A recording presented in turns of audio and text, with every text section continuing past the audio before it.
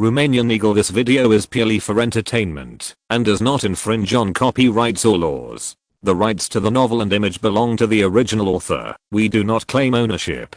Don't like waiting and want to listen to this fanfic in full now? Subscribe to our Patreon, where you'll find the best fanfics. Chapter 501, Taking Advantage of the Fire, Part 2.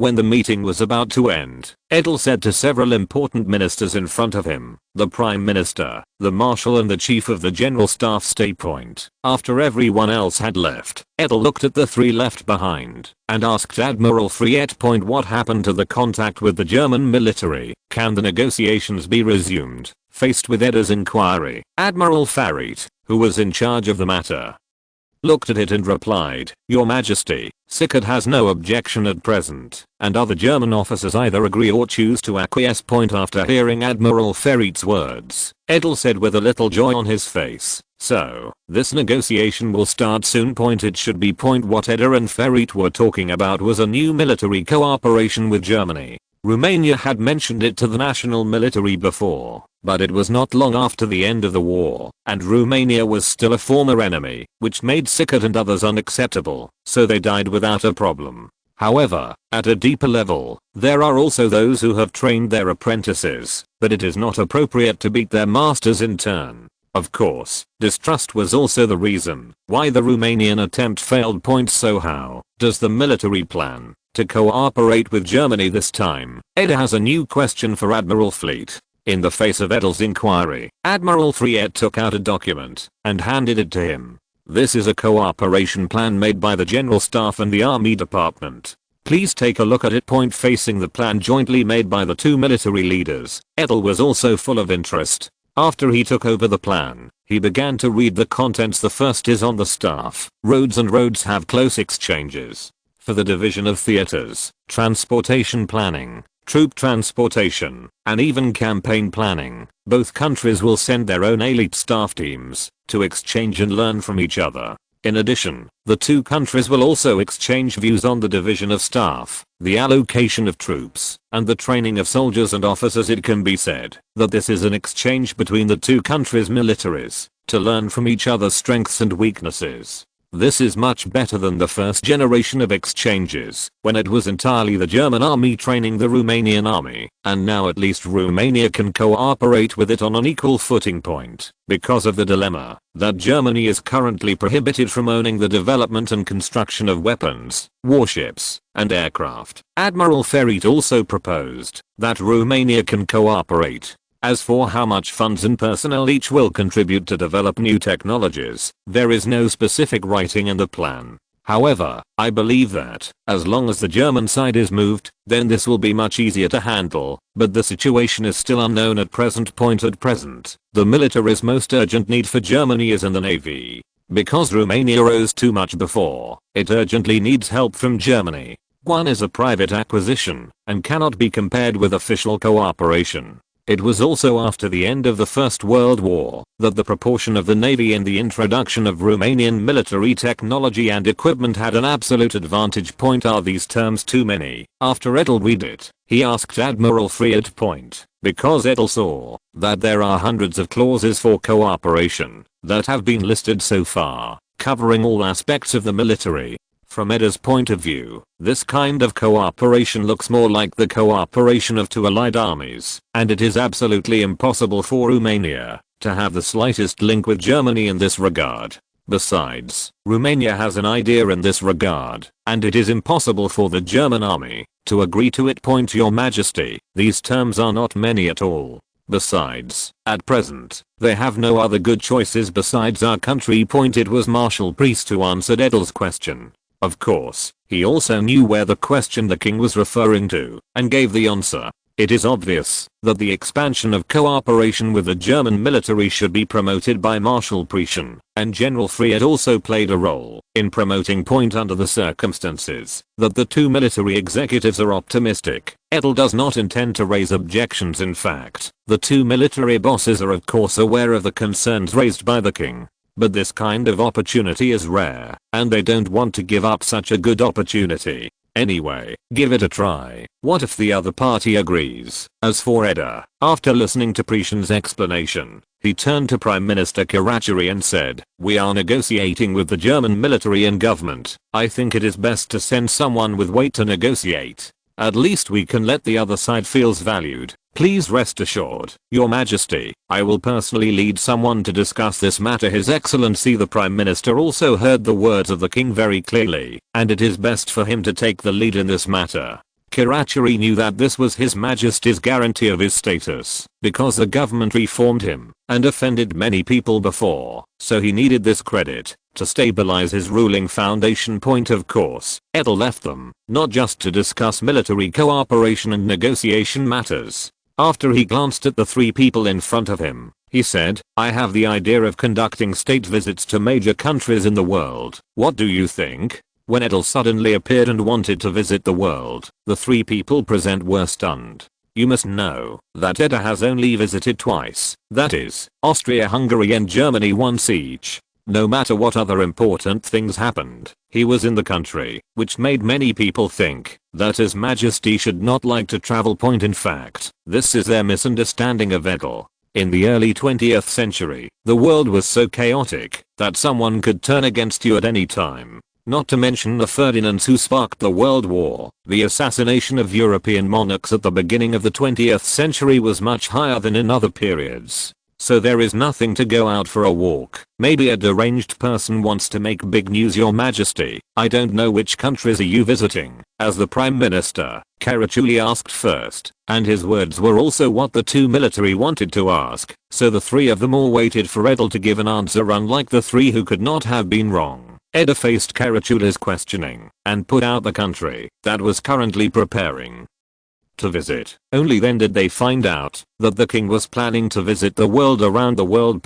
Your Majesty, you should have said it earlier. I just thought about it, and I'm not in a hurry, and it's not too late to start next year. Edel's answer reassured all three, especially Prime Minister Caraccioli. A monarch of a country needs to prepare too many things to visit other countries, such as itinerary, security, domestic emergencies, etc., all of which take time. In particular, the itinerary needs to be coordinated with the visiting countries. This is not one country, but multiple countries around the world, and it takes time. Under the current traffic conditions, preparing for a year or so is not rich at all. Chapter 502 The Beer Hall and the Principle. The Ruhr crisis finally subsided, while Romania was busy preparing for negotiations with Germany and Edda's global visit. France has suffered huge losses in this crisis, whether politically, diplomatically, or economically. It can be said that the French killed themselves, which greatly reduced the influence of France and the European continent. As for Germany, for the Weimar regime, the Ruhr crisis, because of its incompetence in the face of the Freiburg coalition, was a bomb that could not be dismantled. Many other forces, composed of veterans, were already deeply dissatisfied with the Weimar government's series of weak measures in post-war diplomacy. The Ruhr crisis was an excellent propaganda fodder for these nationalists, in which many forces grew. Among them, the German Workers' Party, which originated in Munich, developed and expanded in this crisis. For this party, almost everyone knows its name, and of course Edda knows it very well. However, he has not yet planned to contact it. On the one hand, it is too shocking for the Romanian royal family to contact this small party, and it will also cause panic among its members. After all, even if Edel said that he believed in the National Society, others would believe it. On the other hand, even if Romania has a good relationship with its high-level officials, when Romania and Germany have a conflict of interest, they will still do what they should do. Maybe because they understand the situation, they will be more serious. Don't test the conscience of a politician, or you'll fail miserably. In addition, even if Edel wants to summon the head of state, he needs to have sufficient reasons. And the Führer, who is only now emerging in Bavaria, is too weak to participate in discussions about Germany's future. However, Edda knew that this political party, which had only emerged in Germany, would soon become famous in Germany and even Europe. How can one not know about the famous beer hall incident? And Edel is still waiting for their performance point. On the evening of November 8, 1923, a rally was held in a beer hall called Gerber Keller in Munich, Germany, where the Bavarian chief executive Karl delivered a speech on the policy agenda. The German people are great, and as the leader of the state of Bavaria, I will do my best to serve the welfare of my people. With excitement, Karl blushed, and he waved his hands as he sat at the thick wooden table. The people around were talking in high spirits at this moment. A group of stormtroopers in brown uniforms rushed in. Listen, the national revolution has already begun.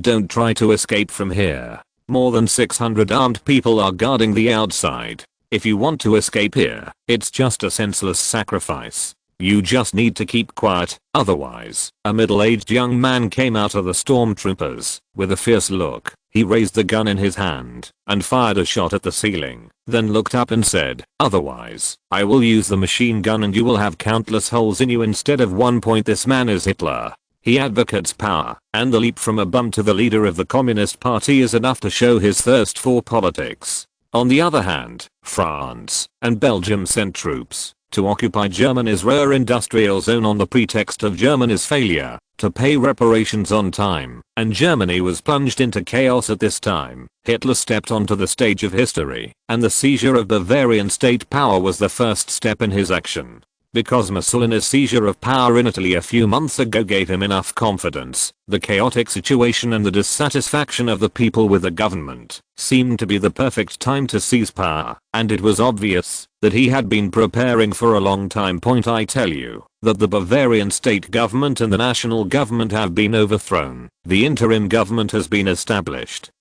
The Wehrmacht police barracks have been occupied by the Revolutionary Army. The only thing you can do now is to obey the new government. Then Hitler ordered Karl and 2 other Bavarian officials to be locked in a house next door. Although Karl was so frightened that his face was pale, he still forced himself to calm down. Hitler looked directly at Karl, trying to make Karl submit to himself completely. You should cooperate with me. You have no other choice. Karl was obviously provoked. His eyes glowed fiercely, and he looked back at Hitler. Don't dream. How could I cooperate with a shameless person like you? You can't get any benefits from me. Really? You 3 have to cooperate obediently, otherwise no one will be able to get out of this house. I have 4 bullets left in this gun, leaving it to the 3 of you and myself. However, no matter how intimidated Hitler was, the 3 of Karl just don't cooperate with him. The furious Hitler rushed out of the room and said to the people outside, now I announce that the provisional government is officially established, and your 3 leaders have entrusted me with policy guidance.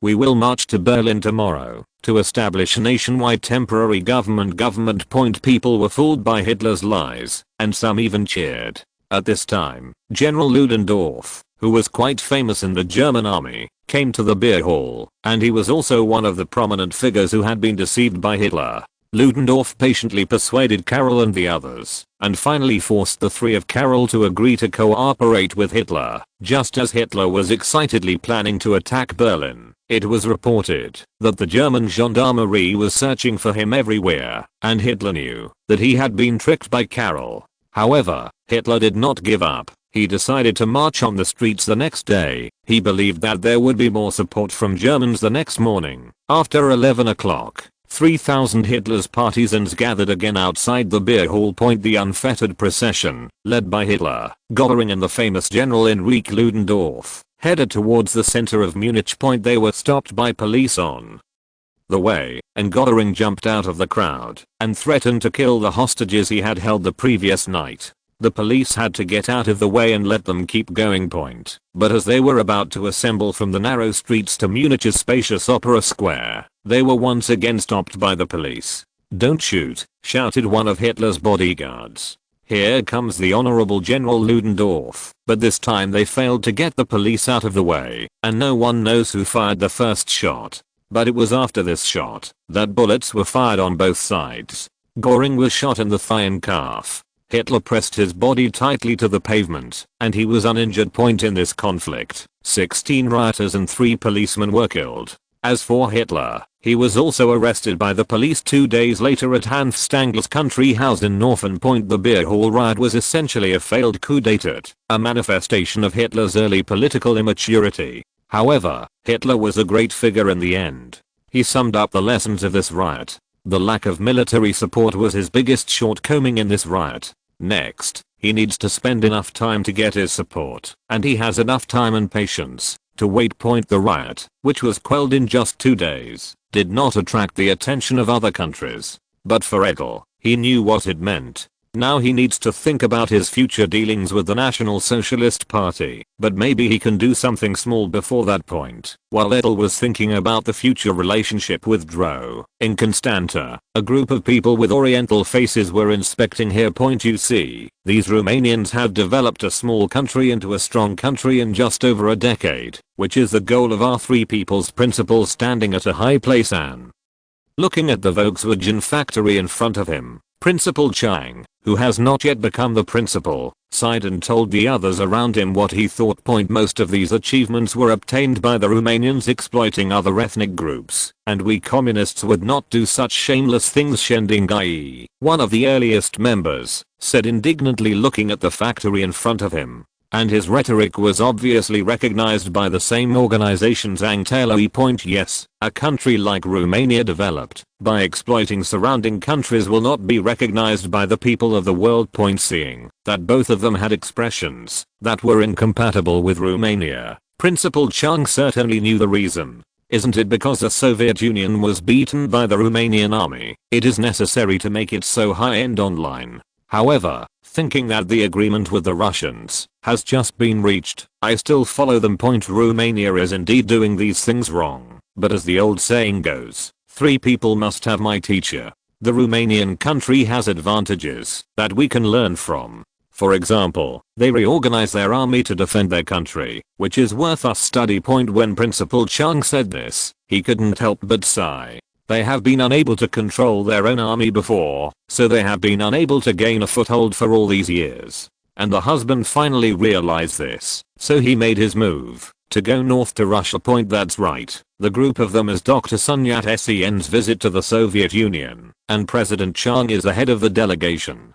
After their 5-person visit in Moscow, they plan to take time to visit Europe. As a newly promoted power, Romania is of course among their targets. While they were investigating and talking, a young man came over. The sharp-eyed Wang Dengyan was the first to ask, "Zixon, has Volkswagen agreed to our request to go in and watch?" The young man surnamed Deng copied his Mandarin and replied, "Volkswagen agreed, but asked us not to disturb the work of the employees and only watch on the side."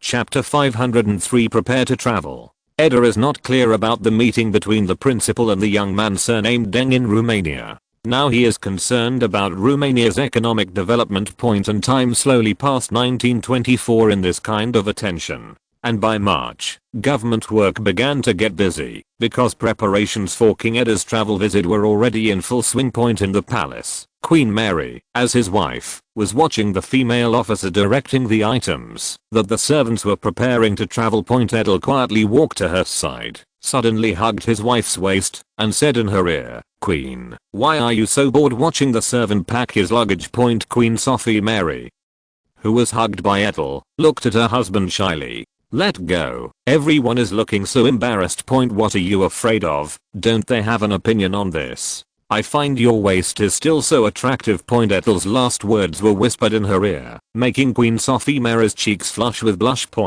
But at this time, a figure rushed towards them. "Queen Mother, King Father, yes, this is their eldest son, Prince Victor. At 10 years old, he is the age of annoying dogs. Judging from his dirty hands and the petals still hanging on his body, he must have gone to some garden to make trouble. Victor, how did you get so dirty?" Sophie Mary looked at her messy son and scolded him with some dissatisfaction. And Prince Victor, a little troublemaker, didn't take his mother's reprimands seriously and only cared about grabbing the cakes with his dirty hands. Now Edel can't watch it anymore. It's good to beat the bear child if he doesn't eat. It's good to beat him if he is too naughty. It's good to beat him if he doesn't sleep at night. So I slapped it twice and stamped it on the little troublemaker's butt, and sure enough, it was much more honest. After receiving 2 heavy blows from his father, Victor's eyes were filled with tears, and he looked so aggrieved. However, the corners of his mouth were slightly raised, as if mocking Edel. What gave him such confidence? The answer came immediately. Edel, what are you doing? There is only one person in the palace who has the confidence to shout this sentence, and that is Queen Elizabeth. Sure enough, the white-haired Queen Mother walked in front of Edel aggressively, pushed away her son who was in the way, and took Prince Victor into her arms. Poor little Victor, are you alright? I saw that Victor nodded very obediently, as if he had changed his face. After seeing that her grandson was alright, Queen Elizabeth immediately scolded Edel with a serious face. How can you hit your son so hard, knowing that neither your father nor I hit you when you were young? How can you hit a child with your hands? The old lady's accusation made Edel finally know where his son's naughty came from. And when the Queen Dowager accused him, the naughty bastard actually grinned at me, like he was tearing his teeth. This made Edel a little uncomfortable, as expected of my good son. Wait, Dad's going to let you know what pain is after finally being reprimanded by her mother. Edel was thinking that, if she didn't clean up, she would need to go to the house to reveal her arrogant son. But the only difficulty is to wrest it away from the old lady. He also knew that it was because the mother was lonely, but the child couldn't be raised like this any longer. It must be sent to the school, and some stern teacher should concoct it, otherwise it will hurt him in the future. After sending off the mother and son, a servant walked in quickly. Your Majesty, the Prime Minister, the Minister of War and others have arrived at the office. I see. Senior officials from both the military and the government came this time, because Edel was about to leave. Those who will be left behind also need to make certain arrangements. After all, if there is anything urgent, I can't connect to Edel again. Someone needs to make a decision. Everyone, the next work is mainly done by you. The Prime Minister will make the final decision on the government affairs, and the military affairs will be decided by the Marshal Ploiesti. If they can't handle it, report it to me. As soon as Edel entered the door, he said his arrangement. Yes, it is now to delegate power to the two. It's okay for the government to say, because there is a prime minister in charge. In terms of the military, because Admiral Fried needs to follow Edel to visit Poland and Germany. During this time, it is necessary for Ploiesti to blame whoever is in charge of the overall situation. And after negotiating with Poland and Germany, Fried will return to the general staff. In addition, Edel will also travel with him, as well as several important ministers such as Foreign Minister Kostel and Navy Minister Lieutenant Admiral Lomatin. For this purpose, the Romanian railway system has prepared 2 trains to transport them. Now whoever of you has any questions, hurry up and say. Edel looked at the important officials in front of him and continued to ask them. Your Majesty, do you need to transfer the issue of technical negotiations with German people to the Minister of Foreign Affairs? The Minister of Industry Bardovin immediately asked the question of his concern. Because at present the technology negotiated by the Ministry of Industry is at most even more than the military, so he is very concerned about it. And Edel thought for a while after hearing the question from the Minister of Industry. No, you should continue to negotiate. When we are officially negotiating with Germany, you can send a list of people who need our help, and Foreign Minister Kostel will try to find more favorable conditions for you. Then our Ministry of Education is concerned about our Department of Transportation. It can be said that there is a beginning, and other relevant stakeholders also immediately launched inquiries, and Edel made the decision one by one. At this moment he didn't feel like a king, but like a prime minister. This also has a lot to do with Caracciolo's devolution during this time. Because he needs to be the master of everything that needs to be done next, and he is afraid that others will say that he is taking power. So during this period of time, government affairs are basically decided by each department, and only some important things are brought to the palace by him to ask Egypt. Therefore, Edel was relatively busy during this time. For this reason, he asked the Prime Minister many times to ask him to take responsibility, but it still had no effect. After finally dismissing these important officials, the day to travel has come. On March 19th, Edel took Queen Sophie Mary and accompanying officials by train to Warsaw. The first stop of the trip was in Poland, which is also a diplomatic emphasis on Poland. It should be known that Poland is currently Romania's largest exporter and 4th largest importer. The rich economic interests make Romania have to pay attention to its relations with Poland. In addition, the two countries need to face the Soviet Union together. It can be said that Romania and Poland are brothers. So it is not surprising that Poland is the first stop point. Of course, Poland also attaches great importance to the visit of the Romanian King Edel, because the alliance with Romania can ensure the safety of his eastern front.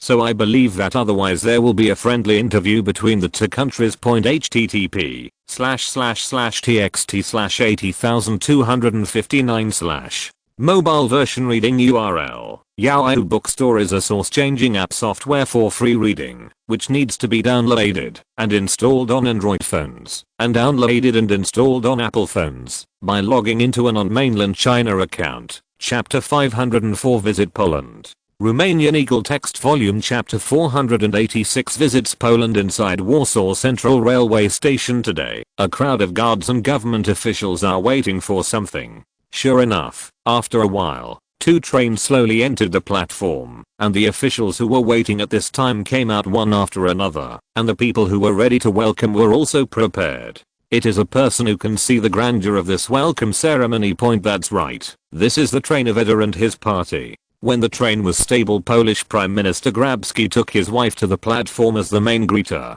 And Edel also took Queen Sophie Mary off the train. Prime Minister Grabski stepped forward with a smile on his face and bowed slightly, expressing his respect to Edel, and then greeted him. Welcome Your Majesty and his wife to Poland as guests. Thanks to the Prime Minister and his wife for being there to greet me in person. I'm overwhelmed with fear. Edel naturally stepped forward and grabbed Prime Minister Grabski's hand and said with a smile. As for the two ladies on the other side, they naturally exchanged friendly smiles at this moment. The reporters who had been waiting for a long time rushed forward and took pictures of them. It is believed that the news about the good neighborly and friendly cooperation between the two countries will appear in the headlines tomorrow. After the reporter took the photo, it was natural to lay flowers, and then Edel made some friendly remarks between the two countries on the spot. The welcoming ceremony at the railway station was completed successfully. Then a group of people got into a convoy of Volkswagen cars and drove to the Warsaw Palace. The Warsaw Royal Palace was built in the late 13th century during the Masovian Duchy. The oldest building in the palace is a Gothic great courtyard built in the first half of the 14th century, which was then used as a residence of the Grand Duke Masovia. This will also be the base for Edel and his party. After sending Edel and his party to the Royal Palace in Warsaw, Prime Minister Grabski then said, President Wojciechowski has prepared a welcome dinner and invites everyone to appreciate it.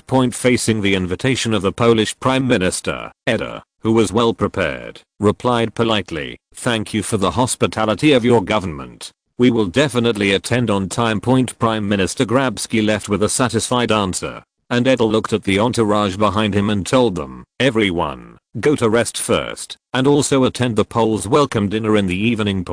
After sending all these entourages away, Edel left Admiral Friet alone. At the dinner tonight, you should check to see if Piłsudski is there. If you are there, you can meet him and have a deeper relationship with him. Facing Edel's words, Admiral Friet nodded and replied, "Understood, Your Majesty." Edel cannot do this because the current relationship between Piłsudski and Prime Minister Grabski is not harmonious, and the current power of the Polish government is basically controlled by the Prime Minister. Even if his comrade in arms Wojciechowski becomes president, it won't play much of a restrained role. That's why Edel specially reminded this, because this Piłsudski was the one who had the last laugh. So at the welcome dinner that started in the evening, Edel really saw Piłsudski. However, he was wearing an old military uniform, which seemed out of tune with the dinner environment, and around him there were President Wojciechowski and others who hosted the dinner in name. Your Majesty Edel, welcome to Poland.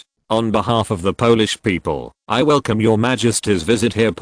While Edel was observing Piłsudski and others, a voice interrupted his interest in continuing to observe, and Prime Minister Grabski walked up to him with a glass of wine. Thank you for your hospitality. I have deeply felt the enthusiasm of the Polish people. In the face of Prime Minister Grabski, who is in charge of the government, Edel, of course, wanted to give the noodles and reciprocate the other side. The economic and trade exchanges between our two countries have brought great benefits to the people of the two countries. I'm wondering whether to strengthen cooperation in other fields. We must know that our two countries also have common interests in other fields, such as the prevention of the Soviet Union, and on things like German surveillance. Both of us should work together to safeguard the same interests. Edel immediately became vigilant when he heard the words of the Polish Prime Minister in front of him. His first reaction was that this was a conspiracy. Are the French behind Prime Minister Grabski, who does not know the reason for the current economic and trade prosperity between Romania and Germany, which is the source of Romania's strengthening of its industrial system?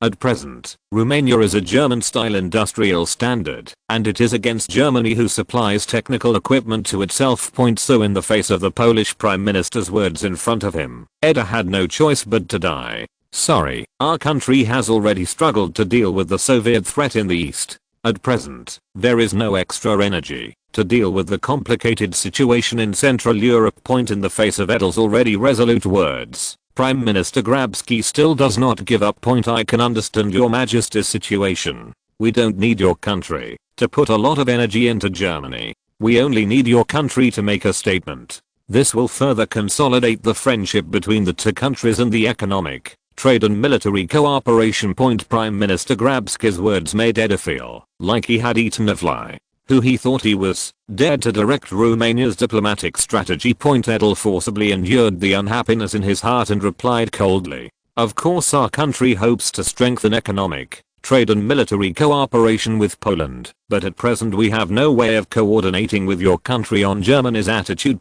This time Edel's words finally made the Polish Prime Minister give up, but it can be seen from the subtle expression of fanfanping that he still won't give up. It is also understandable that Poland was founded on the annexation of the territories of Germany and Russia. Although the Poles say that this is the original territory of the Kingdom of Poland since ancient times, Germany and Russia are also willing to believe it. So for Germany and Russia, Poland has been very vigilant.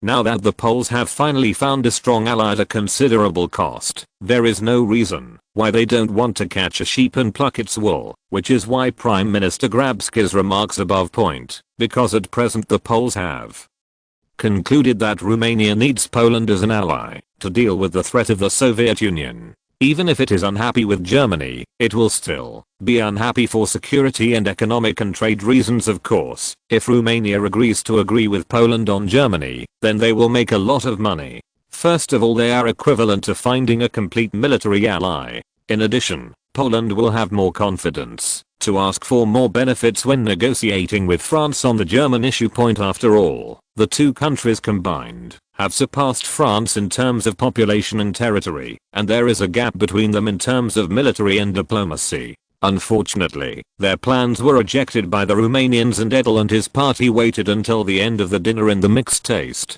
Because of the Romanian delegation who attended the dinner, this happened more or less. This cast a shadow over the group's visit to Poland. Chapter 505, Visit Poland, Part 2.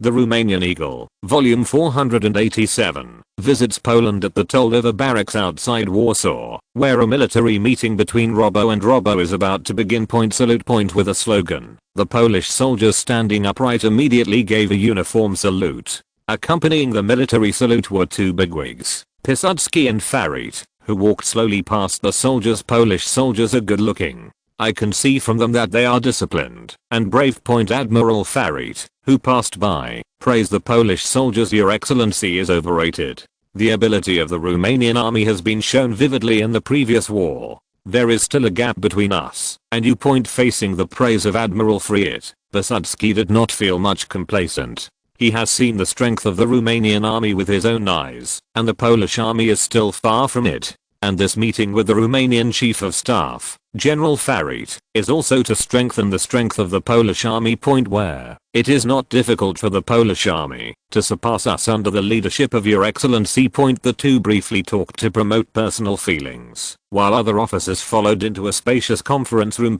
Sorry, for now our talks can only take place here. It doesn't matter, we are all soldiers, and we don't pay much attention to it. From just a few words, Admiral Farit keenly discovered the delicate relationship between the Polish army and the government. But if you think about it, it is also about military cooperation. Choosing this barracks instead of other places can explain a lot of problems. This is also good, ruling out the possibility of its military and government acting point. However, considering the current delicate relationship between the Polish government and the army, Ferit is a little worried about this ally. Because, like Germany, the Polish military has a unique political position within its own country, and they don't have a powerful figure who can integrate the two sides, so their internal friction may increase until a winner is determined. This is not just the view of Admiral Ferit, but also the general view of the current delegation. However, this has little effect on Romania, because no matter who has the advantage, they need Romania as an ally. Your Excellency, this is our country's proposal, to cooperate with the Romanian military. Please take a look. After the guest of honor was seated, Piłsudski took the cooperation draft from the officer beside him and handed it to Admiral Ferit. A large number of cooperation drafts were subsequently distributed to the officers of the Romanian side. Admiral Ferit, who took over the draft of the cooperation, did not look at it because his officers would do these things well while he chatted with Piłsudski. In fact, regarding this military cooperation, Poland has prepared a lot of articles, involving as many as 467 articles in all aspects of the military. And China, mainly in terms of cooperation in technical arms such as cavalry, tanks, aircraft, and artillery. In fact, Piłsudski was very interested in the battle in which the Romanian cavalry mixed armored units defeated the first Soviet-Russian cavalry army. Not only did I personally inquire about the specific situation of the battle, but also went to the field to investigate. Because Poland's terrain determines that its vast plain terrain is unobstructed, which is very unfavorable for defense. In particular, the main opponent, the Soviet Union, had a large-scale cavalry force, which made Piłsudski feel worried. Unlike the 778 that have been cut in the Western European continent, in the vast Eastern European plains with incomplete road facilities, the cavalry is still a very deterrent force. As one of the new major Eastern European countries, Poland also has the second largest cavalry unit in Europe. Although there are a lot of cavalry, the size of the Soviet cavalry is too large, and the Poles are under great pressure. At this time, the new thing of the tank, which is somewhat restrained cavalry, entered the eyes of Piłsudski. More importantly, Romania has already demonstrated the use of tanks and cavalry to combat the huge Soviet cavalry force in previous battles. Of course, the Poles hope to learn from others and build their own armored cavalry.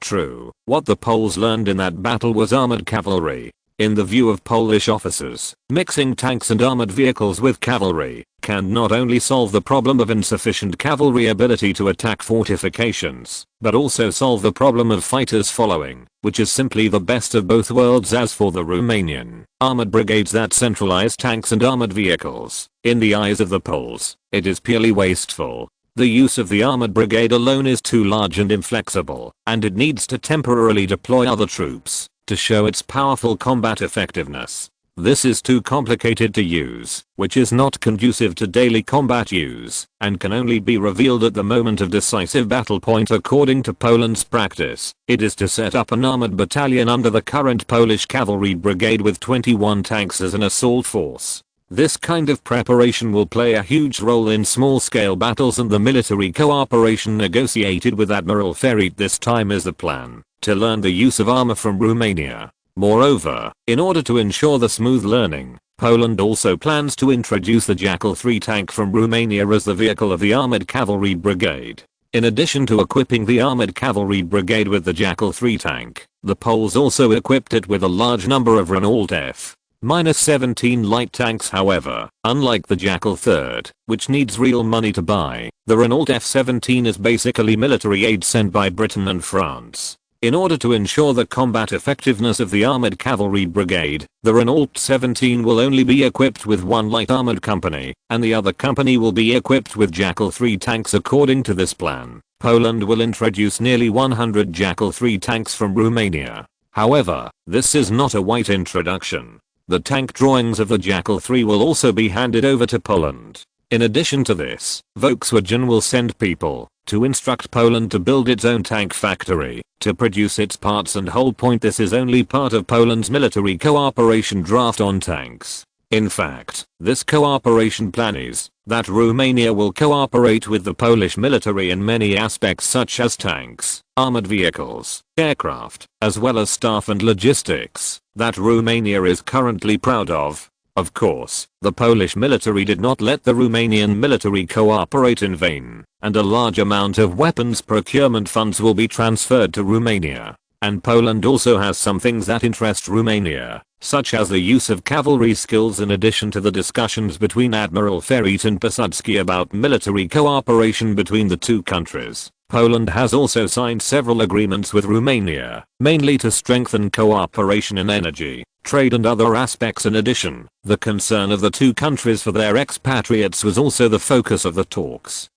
Mainly the establishment of a heavy industrial base in the Lviv region, which caused some complaints from Poles, who had previously moved out of the region. They believe that the Romanian government tricked them into leaving the city, making them miss out on many benefits. Therefore, there has always been a voice in Poland, hoping that Poland and Romania can discuss the issue of nationality between the two countries, mainly because Poland wants Romania to recognize dual nationality. And Edel, who is at the helm of Romania, is reluctant to do this, because dual citizenship is very unfavorable to Romania at present. Therefore, the two countries did not reach an agreement on this issue, which disappointed many Poles. However, in the more than a week of Poland's visit, Romania has reached a number of favorable agreements with Poland in terms of economy and military diplomacy. These agreements were also strong guarantees of the later Obo-Polish relationship, which was not broken until the European continent changed dramatically.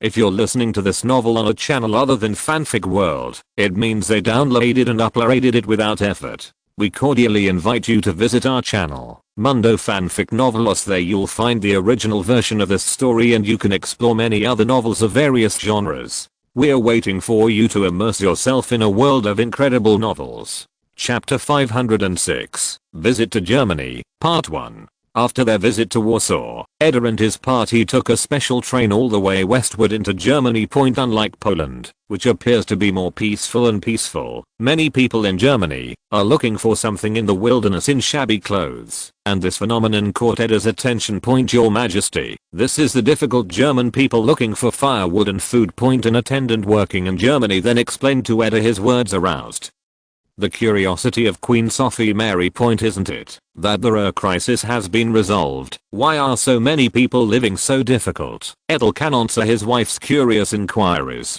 Who let Romania introduce so many technologies, personnel, and equipment in Germany, and has a thorough understanding of all aspects of it. It is true that the crisis has been resolved long ago, and Germany has resumed economic production activities, but the fragility of its economy makes it extremely difficult to recover.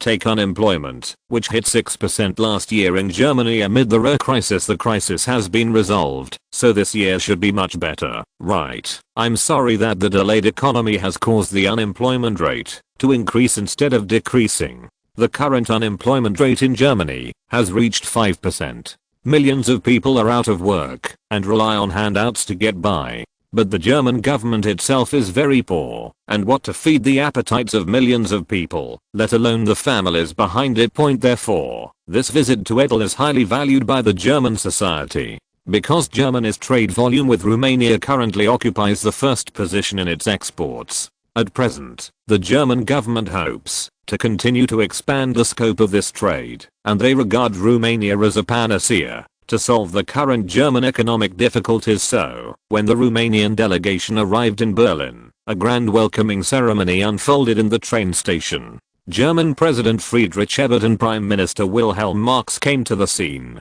to greet Edel and his party in person. From this, it can be seen that Germany is urgent for Romanian funds. Facing the grand welcoming ceremony of Germany, the Romanian side was taken aback. Of course, they also know why there is such a huge welcome ceremony. To put it bluntly, they are interested in the money in Romania's pocket. In fact, it is almost the same, but there is another reason. That is, Edel was the first head of state to visit normally after Germany's defeat, and the German side also took the opportunity to make a lot of arrangements in order to show respect. Hello, President Abbott. After getting out of the car, Edel walked over to Germany's first president and reached out to hold the leader of the Social Democratic Party. Speaking of which, the president's life in Germany was not easy at all. The left accused him of being traitors to the revolution for suppressing workers' uprisings and killing prominent left-wing leaders such as Karl Liebknecht and Rosa Luxemburg. The right forced the Kaiser to abdicate during the November Revolution and signed a peace treaty with the Allies, accusing him of being a traitor of the nation and prosecuting him. During his reign, he suppressed both the leftist Soviet uprising and the Restoration coup d'etat of the rightist nationalists. So the president's reputation outside is not very good, and many people have criticized him. However, as a president, he still has his own abilities. Even if there are so many people who oppose him, he can be regarded as the pinnacle of the sea in the Weimar Republic. As for Prime Minister William Marx, he was a lawyer, and his appointment as Prime Minister also attracted the Catholic Central Party. As one of the few parties that leaned toward the Social Democratic Party, the Catholic Central Party also had great support for it. In addition, there are prominent figures closely related to Romania, such as bankers and business owners, at the station, and Edel met them one by one. After meeting people from all walks of life in Germany, Edel and President Abbott got into the same car. This visit by His Majesty the King has made our people very happy. In addition, I would like to thank His Majesty the King for his kindness to Germany. On behalf of the people, I'm here to thank His Majesty for his generous assistance, so that the poor can live through those days. Don't be so polite. Our family also went out from Germany before, and we also have our own feelings for this land and the people. Edel replied, not afraid of misunderstanding by Mr. President, but also exerting his own influence. And this will also make the German people have a good impression of the Romanian royal family. At least it can make them prefer Romania when choosing jobs with the same pay. This is the result of Edel's long-term goodwill towards Germany. Although there is not much assistance, the friendship is still there. Then it's worth it. Your Majesty, I hope to achieve maximum cooperation with your country this time. After a few words, President Abbott turned the conversation to cooperation. Before the visit, Romania had passed the agreement with the German side, and the main negotiated issues had been reviewed by the German side, and the next negotiation was mainly about the price between the two parties. And President Albert's words are showing his attitude.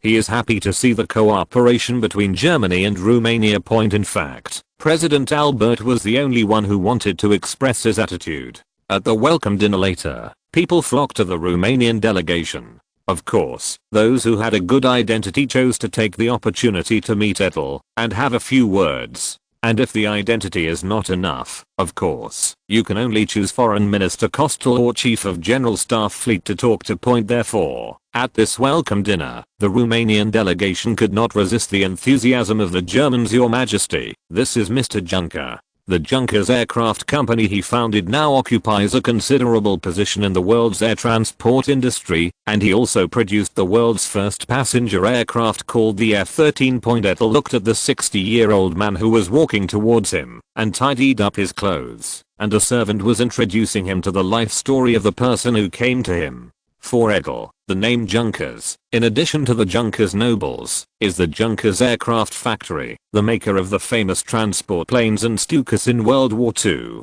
Edel certainly needs to pay attention to this family that has made great contributions to the Third Reich.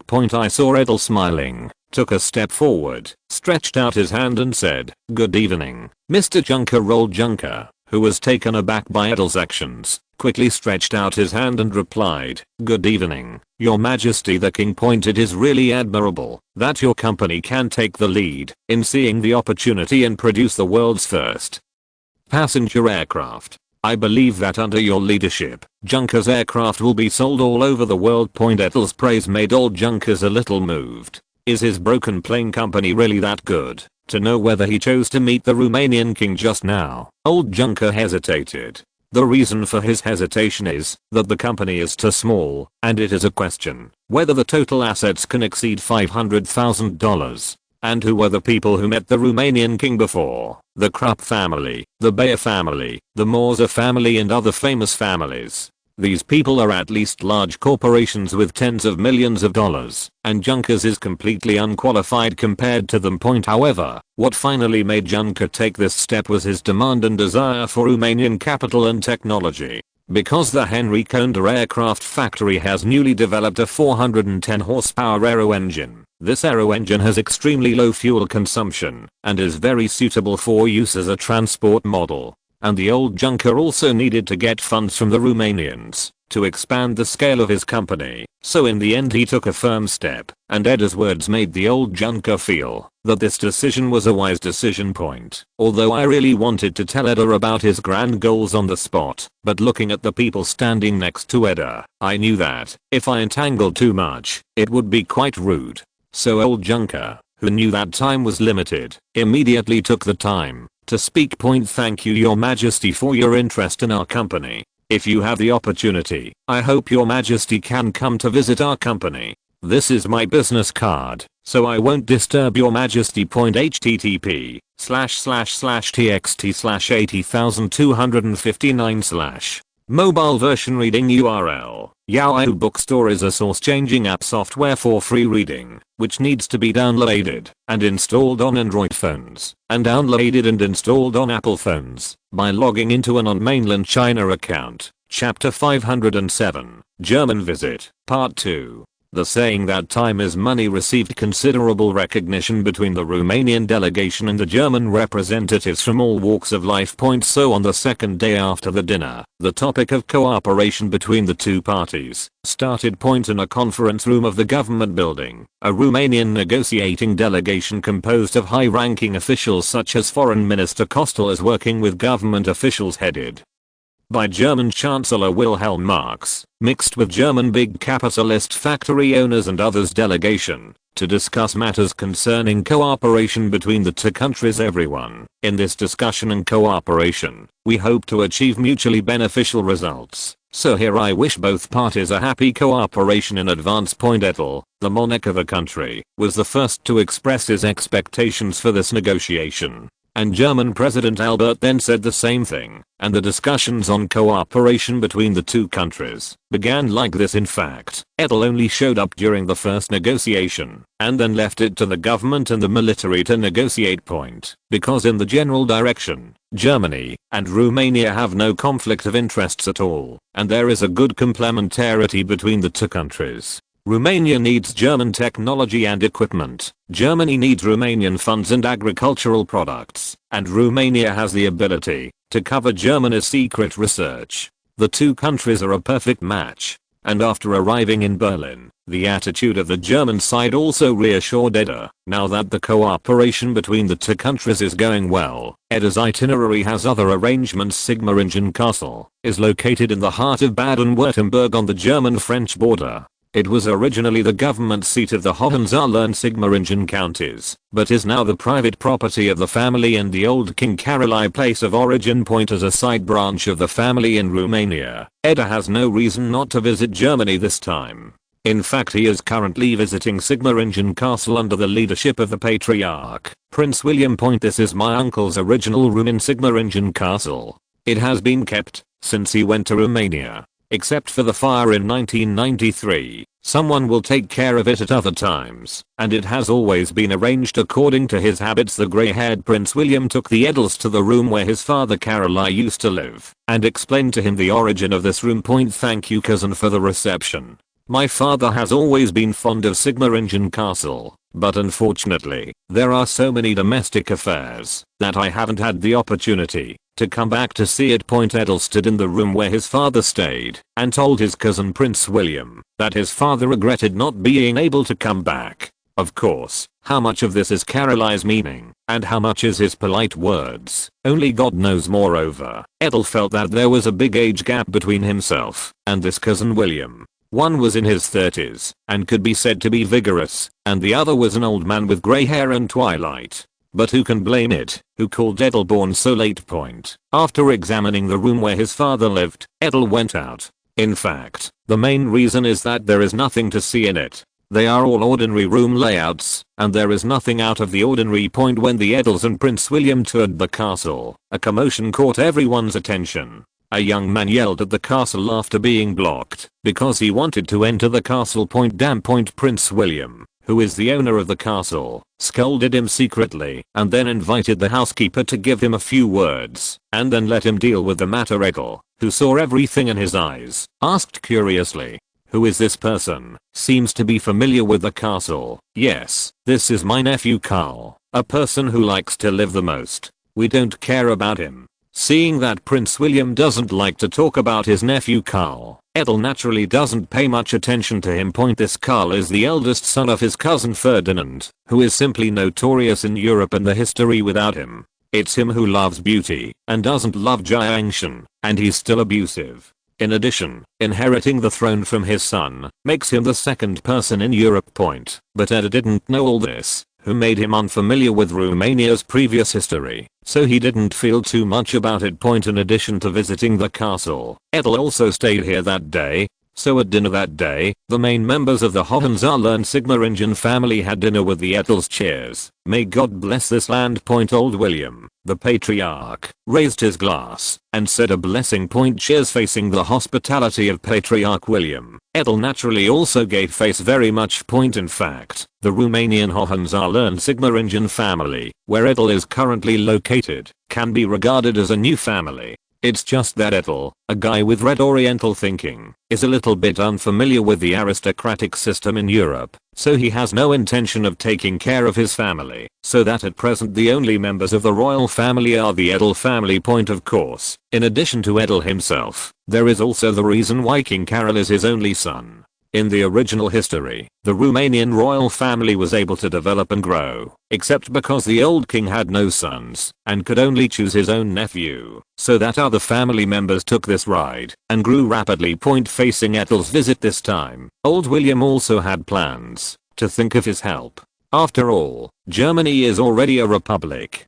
Although their nobility titles can be called privately, this cannot solve the problem of food and clothing. You must know that from frugality to luxury is easy, and from luxury to frugality is difficult. These people want to maintain a decent life, but they need a lot of money. At present, the family's assets are rapidly depreciating in Germany. And it happened that a wealthy relative from Romania visited, and naturally they were concerned about it. And Edel also has an indifferent attitude towards sponsoring these relatives. As long as the amount of money offered is not large, he will agree. After all, his current focus is different. Now he is using heaven and earth as a chessboard, playing games that only a few people can play. Having said that, Edel came here for another purpose, that is, to meet a figure who will stir up the world in the future. The organizer of the Birken riot, Adolf Hitler, is currently imprisoned. Of course, this was after his visit to the Hohenzollern Sigmaringen family, stopping by to see the new political insurgent. After all, His Majesty Edda has a lot of things, and it is reasonable to go to Munich on the way to hear this man's deeds. So it is reasonable to look at this Mr. Hitler with a curious attitude. http://t.xt/80,259/ Mobile version reading URL. Yahoo Bookstore is a source changing app software for free reading, which needs to be downloaded and installed on Android phones, and downloaded and installed on Apple phones by logging into an on mainland China account. Chapter 508. Hey, Hitler, Part 1. Romanian Eagle Text Volume Chapter 490. Hi. As the planner and mastermind of the beer hall riot, Hitler had a very good life in Landsberg prison during this period. Not only was he detained in a single room, but also Mr. Hess, who was very famous, helped him with his affairs, and even had his own reception room, as if he was on vacation. Of course, in addition to the soaring popularity of the claims he preached, because of the beer hall riot, he also succeeded in getting the warden to believe in the claims of the National Society. It is also pitiful to say, because the Weimar government signed the Treaty of Versailles, which made all levels of society dissatisfied. It's just that, because the defeat was the deterrent force of the Allied powers, they didn't dare to do anything. As for Hitler's beer hall riot in later generations, it is only a small wave of many venting dissatisfaction. Of course, there are differences in the current anti-social activities such as riots and uprisings in Germany. Acts such as the riotous coup by right-wingers, like Hitler, saw the chiefs spend years in prison. As for the uprising of the left-wing communists, it was an example to 100 people, and hundreds of people were arrested and killed. And this also reflects the current German government's vigilance against left-wing parties. After all, there is an example in Russia, and they can't help it. After all, they want to revolutionize their lives today. Tensions abound in Landsberg prison. The prison guards took the prisoners to clean up and down the prison urgently, because a big man was coming to meet Hitler today. As one of the protagonists of the meeting, Hitler was also preparing in his room. Hess, have you seen my silk bow tie? Hitler, who was rummaging through boxes, asked his assistant.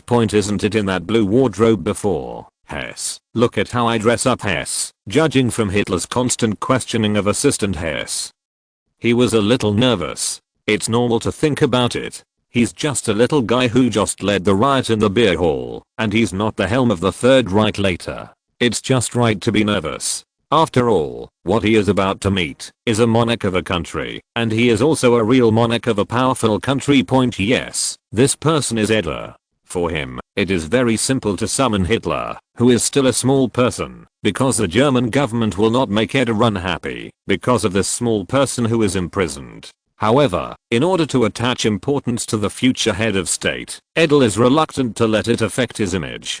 So when Edel proposed to go to Landsberg prison to see Hitler, who was arrested in the riot, he immediately let the prison jump around, and all the prison guards took the prisoners to clean the prison overnight. By early morning, the prison had changed a lot from top to bottom, and even the messy exterior walls had been cleaned overnight. Party leader, His Majesty Edel is about to arrive at the prison. The warden asked us to prepare. Hess, who was waiting for news, pushed the door to report the latest news. Okay, Hess. I see. Hitler, who was sitting on the chair, nodded in response with a serious expression.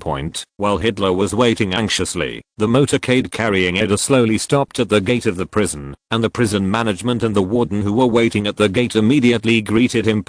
Just as they were approaching, two Bavarian officials got off the bus first and stopped the warden and others outside the convoy. At this time, Edel got out of the car under the guidance of the guard. It's not that Edel wants to keep people from thousands of miles away, but for his safety. Of course, Edel would not refuse this kindness, and he didn't think he had a long life. If someone can't think of it and wants to do something with him, it's not too bad. After all, it's impossible for him to try to cross this proposition again. So, when Edel got out of the car, under the guidance of government officials, he met the warden and others. It was also under his leadership that he walked to the room where Hitler was. Your Majesty, at present our Landsberg prison was built in 1908, and various facilities are well preserved. There are currently 871 inmates and 57 prison guards. Amid the chatter of the warden, Edel and his party finally came to the door of a single room. Unlike other prison rooms, this room looks more like an apartment and does not use the iron railings that are common in prisons, so it is impossible to see the situation in the room at a glance. So, after pushing the door and entering, Edel looked at it and found that it was exactly like the apartment outside. When you enter the room, you can see two sofas, and there is a typewriter on a wooden seat beside it. In addition to a radio, the room looks simple and capable. As for the protagonist of the meeting, Mr. Hitler, he stood aside a little uneasy. Edel saw the unusually young head of state, and a bad taste came to his heart. Hitler in the face of Edel's sudden enthusiasm. Mr. Hitler was a little confused. Edel, welcome to your Majesty. It's an honor to meet His Majesty.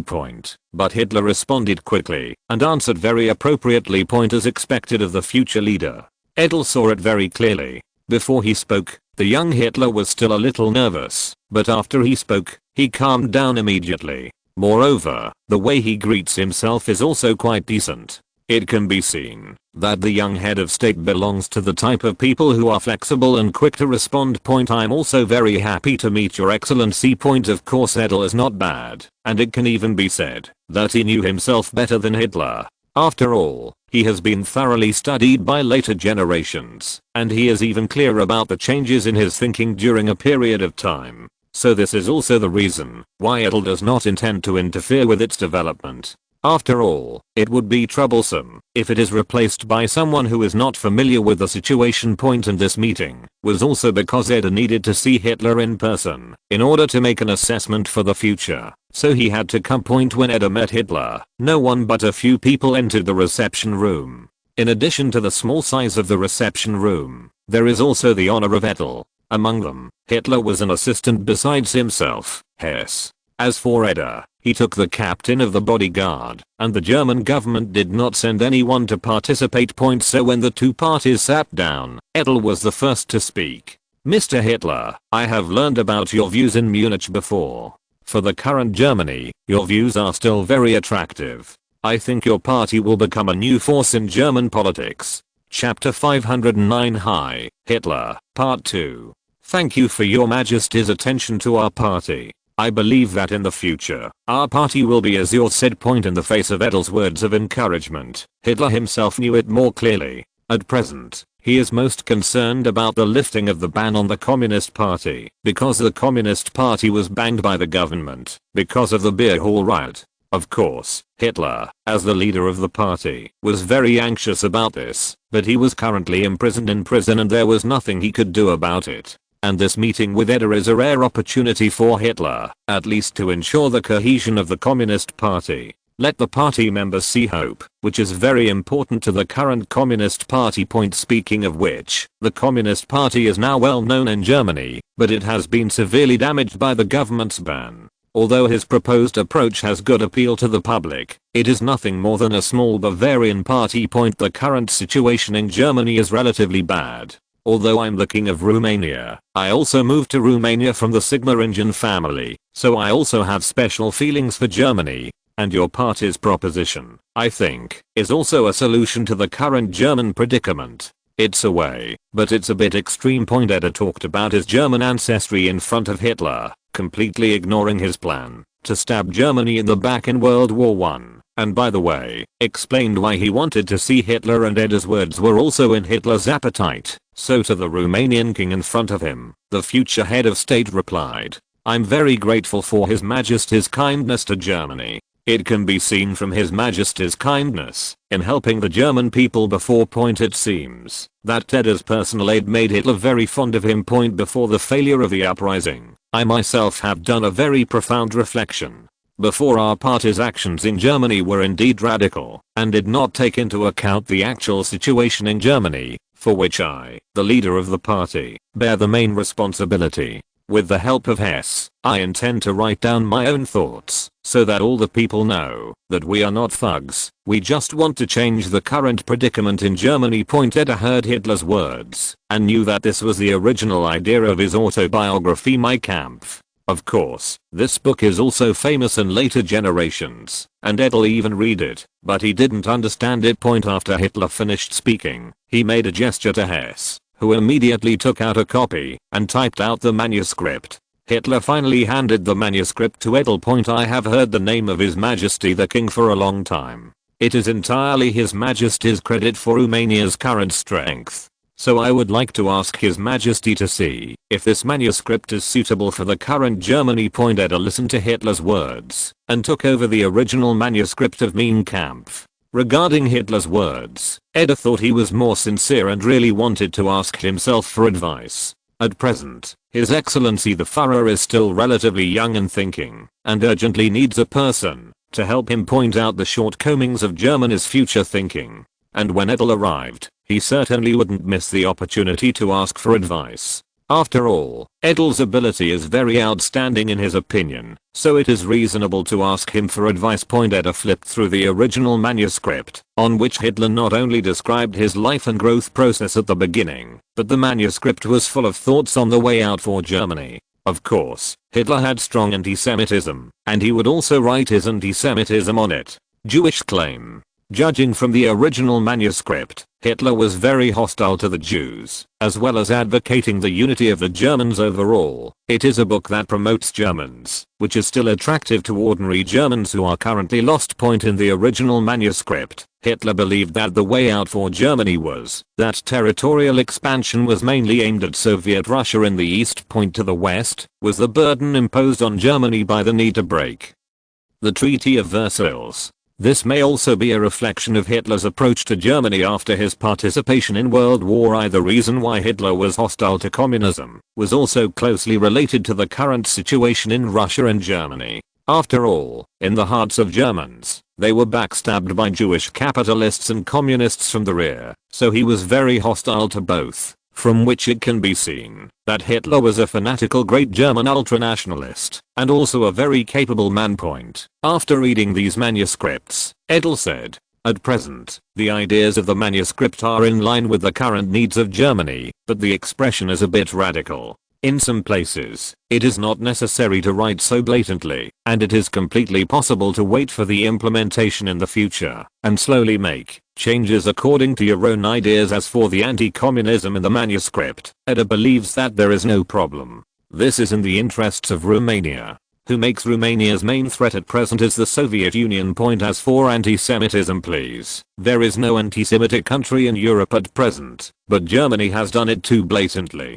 And Edel is not the biological father of the Jews, so why should he care about these people? The American emperor, the father of Israel in later generations, also beat him when Israel cooperated with Britain and France to invade the Sinai Peninsula. As for its overthrow of the Versailles Contract, Romania is not its main beneficiary, so why should Edel be maintained? So for this manuscript, Edel mainly praised it and pointed out a few small problems in the face of Edel's instructions. Hitler nodded in agreement. This made his heart satisfied, and not everyone could point to Comrade Führer after a friendly and warm exchange. Edel continued to ask, "I wonder what your plan is for your party next." In the face of Edel's question, Hitler thought about it and said it seriously. "Next, I plan to first find a way to lift the ban on the Communist Party. Next, I need to find a way to make the party recognized by the German people. Only in this way can the party shoulder its due responsibilities." It seems that Hitler has clearly realized that Mussolini's will not work in Germany, and then Hitler needs to get the support of the people, the capitalists and the military, but this process is destined to be difficult. Who makes all classes in Germany not completely despair of the government at present, but believe that there will be opportunities in the future. At the end of the conversation, Edel signaled to the captain of the guard, and the captain of the guard Horia took out a check and handed it to Hitler. Edel stopped the young Führer who wanted to speak. "This is my support for your party, mainly because I think there needs to be one more way out for Germany. And my conversation with your excellency has made me more sure that Germany needs this way out. You don't want to refuse help from someone who loves this country." Facing Edel's words, Hitler squeezed the check with 6 zeros and nodded vigorously. Looking at Hitler, who was a little excited, Edel knew it had happened. http://txt/80,259/ Mobile version reading URL. Yahoo Bookstore is a source-changing app software for free reading, which needs to be downloaded and installed on Android phones, and downloaded and installed on Apple phones by logging into an on mainland China account. Chapter 510 Rhodes Mutual Aid Contract. Meeting with Hitler, who was still young, gave Edel enough benefits. Of course, this is investing in the future. For now, Romania has also reaped enough benefits. After more than half a month of negotiation, the Rhodes Mutual Aid Contract was finally successfully reached. In fact, for such a contract that benefits both parties, negotiation is also due. Because this is a sufficient benefit for both parties, Romania has the market and funds that Germany urgently needs, and Germany has the technical equipment that Romania needs, so the negotiations between the two parties are quite fast. So when Edel returned to Berlin, the outcome of this negotiation was also presented to him. The part about the disclosure is the Economic and Trade Friendship Treaty between the two countries. In this treaty, Romania and Germany strengthen the economic complementarity of the two countries according to their respective needs. Germany imports petroleum, automobiles, and grain and other agricultural products from Romania, and exports metallurgical, chemical, mining equipment, machine tools and other equipment, to strengthen economic and trade exchanges between the two countries. In addition, Germany will also open up alloy manufacturing, chemical technology, mining technology, shipbuilding and other restricted export technologies, and will also open to Romania.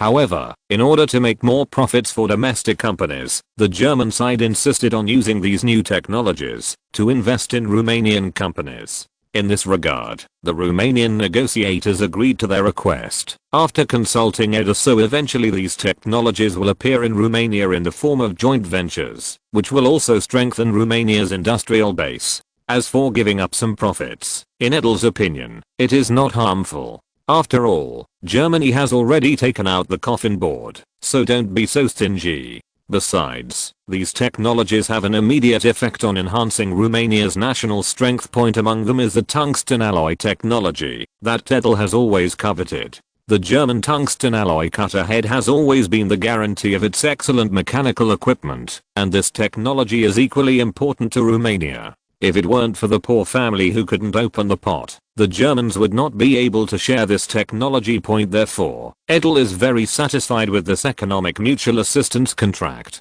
What made him more satisfied was yet to come, that is, the terms of Dro's secret military exchange.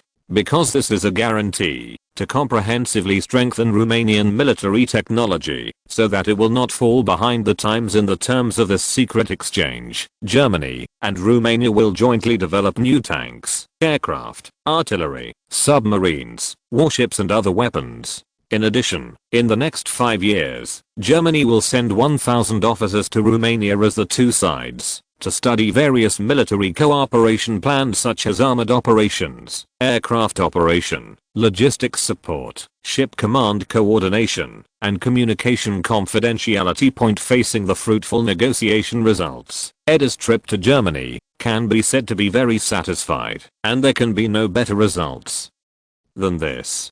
To this end, he commended the Foreign Minister Kostel and the Chief of Staff, General Faylit, for this negotiation. I'm very satisfied with the results of this negotiation. It can be said that the results of this global visit and the results in Germany alone are enough to make this visit worthwhile. Edel looked at the results in front of him and praised the two senior military and political officials who were in charge of the negotiations with joy. Facing Edel's praise, Foreign Secretary Kostel, who is in charge of the open negotiations, disagreed. Your Majesty, this negotiation is actually more of an urgent need from the German side, because I can feel the urgency of the Germans for this negotiation. Many times it could have been negotiated, and the German side is meeting its expectations. In the circumstances, let go. After Foreign Secretary Kostel expressed his doubts, the Chief of the General Staff, Admiral Faylit, expressed his doubts. This also happened in my negotiations with the German military.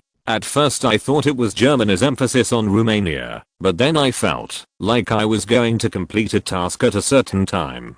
This makes me wonder if Germany is afraid that, if something is exposed, the negotiations will be deadlocked. I have that suspicion too. Facing the doubts of the Minister of Foreign Affairs and the Chief of General Staff, Edel suddenly had a thought, and he took it up and said, "It is certainly the countries that are a threat to Romania that can hinder negotiations. It's the Soviet Union. It's Russian. The Foreign Secretary and the Chief of General Staff mean the same thing. Although they say different words, there are several countries that could pose a threat to Romania, but only the Soviet Union would trouble the negotiations. Don't look at the fact that Romanian domestic public opinion doesn't care about the Soviet Union, and they often preach that the Soviets are Romania's defeated soldiers. But sober military and political leaders all know how much the Soviet Union is threatening Romania. Even the only country Romania needs to guard against at the moment is the Soviet Union. Moreover, Germany has a record of secret negotiations with the Soviet Union. You must know that Germany negotiated the Rapallo Treaty with the Soviet Union before the Genoa Conference.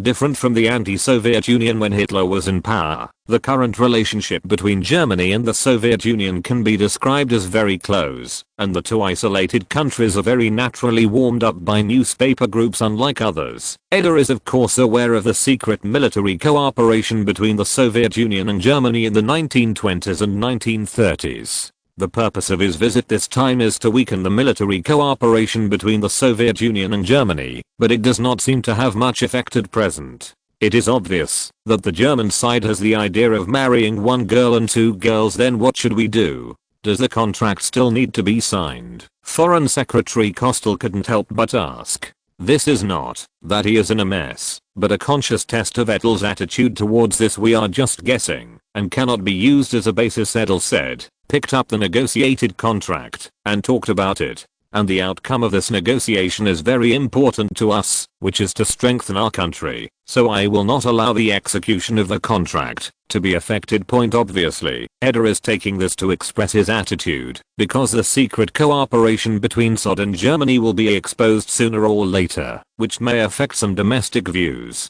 Edel is taking a stand now, and no matter what his opinion is, it cannot affect the outcome of this negotiation. In the face of Edel's statement, the two present nodded again and again. Please rest assured, Your Majesty, no one can influence this cooperation. After sending the two away, Edel couldn't help but sigh. Even Romania could not stop the cooperation between the Soviet Union and Germany in the 1920s and 1930s.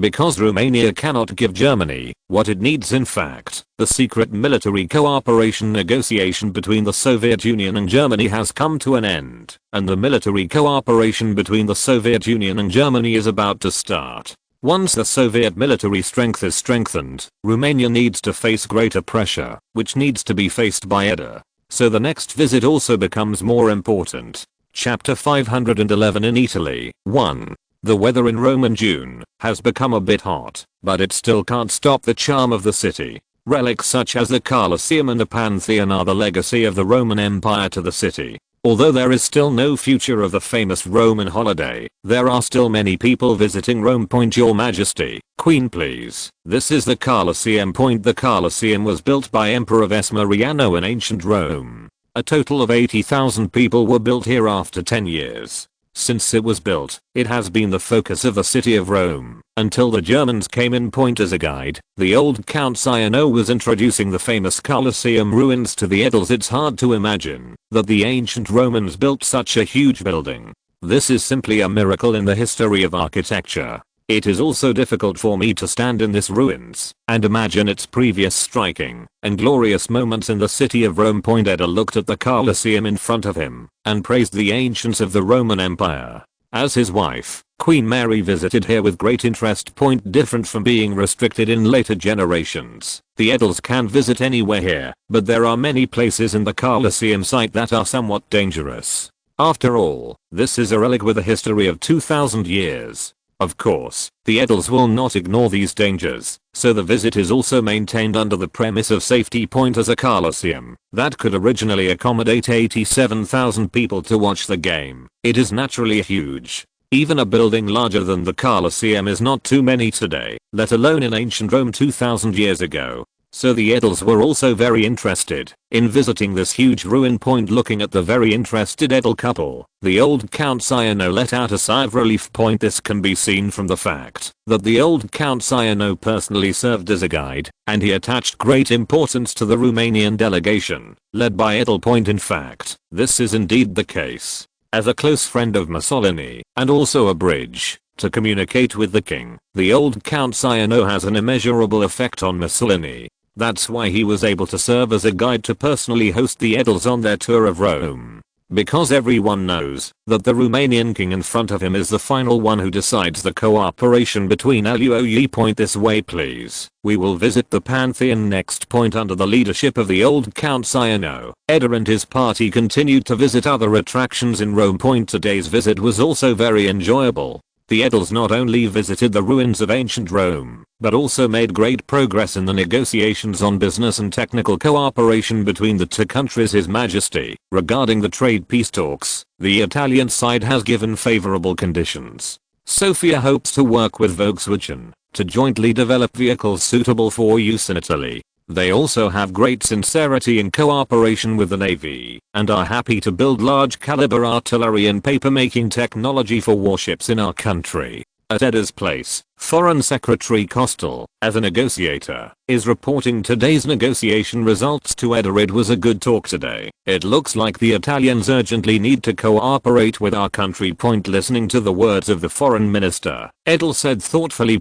Yes, Your Majesty. According to the current situation of the negotiations, Italy's current economy has not completely escaped the predicament. Kostel also spoke his own judgment. The seemingly ambitious Masonry is still trapped by the current situation in Italy. Think about it too. In the dilemma of Italy, even if the head of state comes, there is no good way.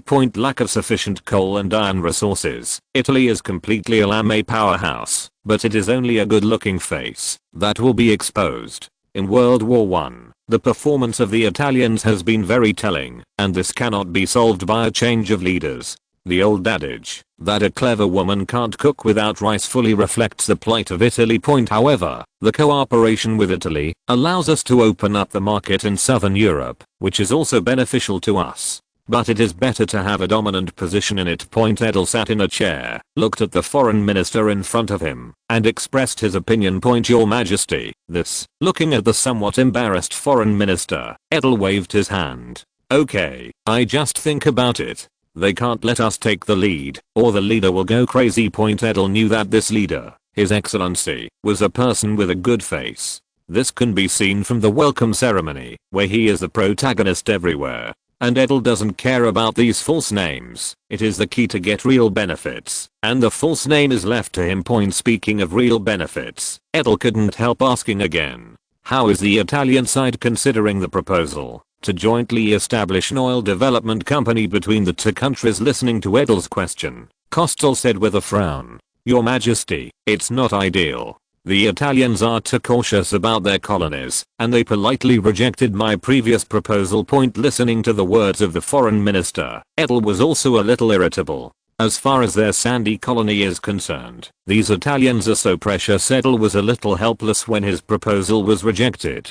Now the colonies of various countries are their own treasures, and even those who are not in the stream refuse to share with other countries. And Edel's proposal is obviously to mine resources in the Italian colonies. Even if the colonies have not been found to have resources, the Italians obviously don't want to cheapen the Romanians. This made it a little difficult for Edel. In addition to making some money for Romania, he also wanted to change World War II. You must know that in the future, Germany and Italy will be short of oil, and a large number of newly produced tanks and warships will be parked in ports and factories, which will not play any role at all. If Libya's oil can be developed, at least Germany and Italy can pay more attention to the direction of the Mediterranean. And Romania also has ideas for the future of the Middle East, which is the best of both worlds. And now that Italy has a lot to do with his colonial treasures, it's a bit difficult for Edel. It is impossible for him to inform Italy of Libya's oil. He is not so selfless.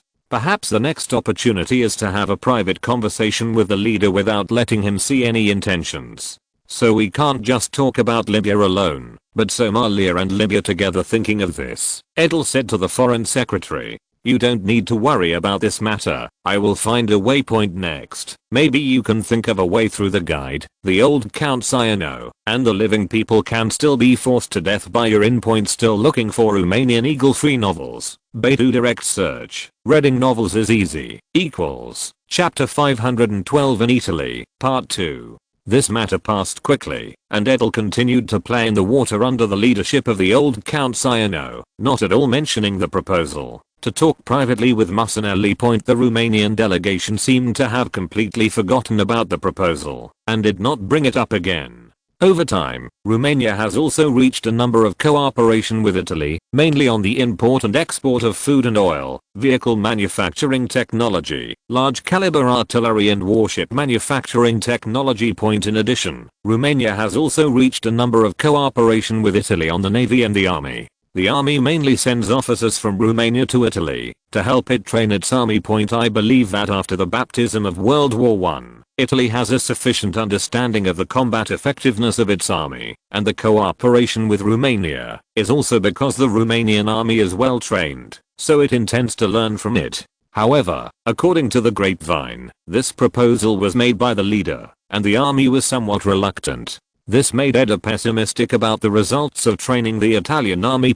As for the navy, Italy sent officers to help Romania train its navy. This is also the Italian navy is not bad. Edel did not miss the opportunity to learn from it. In addition, there is a lot of cooperation between the two countries in the air force and aircraft manufacturing industry. As the famous homeland of Hague, Italy attaches great importance to air power, and Edel, who is familiar with the history of World War II, certainly does not mind cooperation with Italy in aircraft manufacturing and air force construction. To know that there are many Italian aircraft design talents. Edel also hopes to make it work for himself. And now through cooperation, see what talent emerges. As for one of the important things in this visit, Edel also mentioned the development of Libyan oil to the old Count Ciano when the visit was about to end.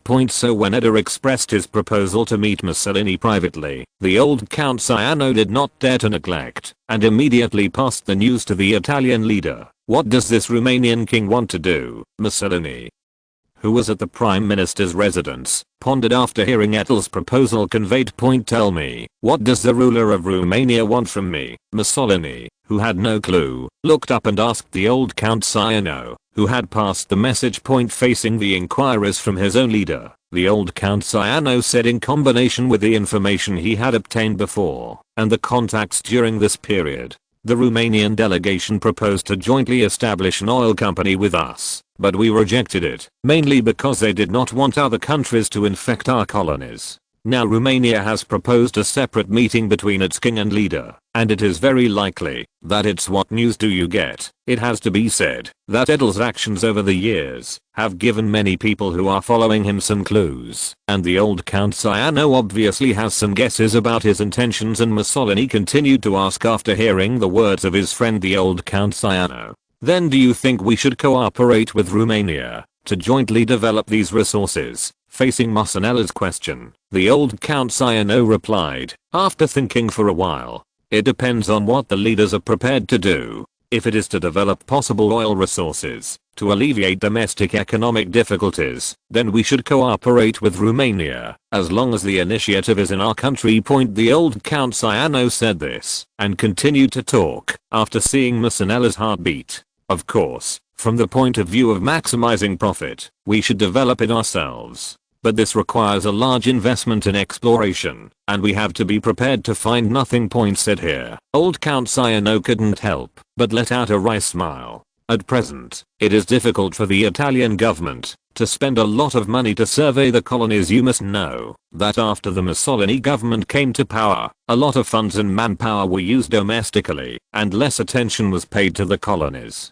Whoever made his slogan is to let the people live a good life, and since he came to power, he needs to make a statement more or less. Therefore, at present, the government's work is mainly focused on economic development and public security and transportation that can be experienced by the public. And the colony is so big, how much money Italy needs to invest in order to carefully explore the resources, they have no idea. Otherwise, who doesn't want to keep oil resources in their own hands, and who would share their brains with others? The blood of industry is not just a word. Just look at Romania and you will know how much money a petroleum resource has helped them to earn money for economic development. Well, arrange for me to meet the Romanian king tomorrow, so that I can meet the shrewd Romanian king. Okay, I'll make arrangements. It must be said that Mussolini, who had just come to power, still had his own skills, and was able to fully realize what kind of decision would be beneficial to Italy. So the next day, I saw the leader again at Edel, the Prime Minister's official residence. Good morning, King Edel. As the master, Mussolini was the first to greet Edel. Hello, Your Excellency Mussolini. In today's meeting, Mussolini and Edel also stayed with one person each. On Mussolini's side was the old Count Ciano, and on Edel's side was Costel. After both parties were seated, Foreign Secretary Costel took the lead. Your Excellency Prime Minister, this time we came to meet mainly for cooperation. We must know that our country has rich experience in oil exploration, and our petrochemical industry is also very developed, so we hope to form a company with your country. A new oil company, contributing to the Italian petrochemical industry. In the face of the Romanian foreign minister's remarks considering Italy, the old Count Ciano took over and said, thank you for your selfless help to Italy. I wonder what your country plans to do. We invest in exploration, mining, transportation and other technologies, while your country invests in exploration rights and mining rights in Libya and Somalia. The two countries each set up an oil company with $10 million US. Of course, in order to express your country's initiative in the company, we only need to get 40% of the shares, and the rest is allocated by your country. Of course, if oil resources are explored on your territory, then the proportion of investment will also be implemented in accordance with this plan. After listening to Kostel's proposal, the old Count Cyano nodded secretly. From this initial proposal, the sincerity of the Romanians can be seen. This is to let them distribute 20% of the shares privately, which is not a small amount. But keep talking, and you'll get more point. The plan given by your country is good, but whether the exploration rights and development rights of our country are undervalued. You must know that the area that needs to be explored is very large, so you can buy its soil exploration and development at this cost. Power is too cheap. The words of the old Count Cyano made Edel feel relieved. At least the Italian side is willing to talk about this, which is a good thing. As for the distribution of interests, it needs to be discussed between the two parties, so he interjected and said, I think I can leave it to professionals to discuss topics such as the investment ratio of oil companies and mining rights, and I believe they will come up with a result that will satisfy both parties. Facing Edel's words, Mussolini also felt that it was inappropriate for the leaders of the two countries to discuss the specific details. So he signaled to the old Count Cyano. So this conversation ended, and the two sides reached a tentative consensus on the proposal to jointly form an oil company. Your Excellency Prime Minister, these days, I feel enough people and local customs to visit Italy. It feels like I'm in my own country. So I think our two countries can strengthen exchanges in the cultural field. After all, we both belonged to the Roman Empire. Our people. I'm also very interested in ancient Roman times. Edel's words made Mussolini's eyes shine, and it has always been his dream to restore Italy to the glory of ancient Rome.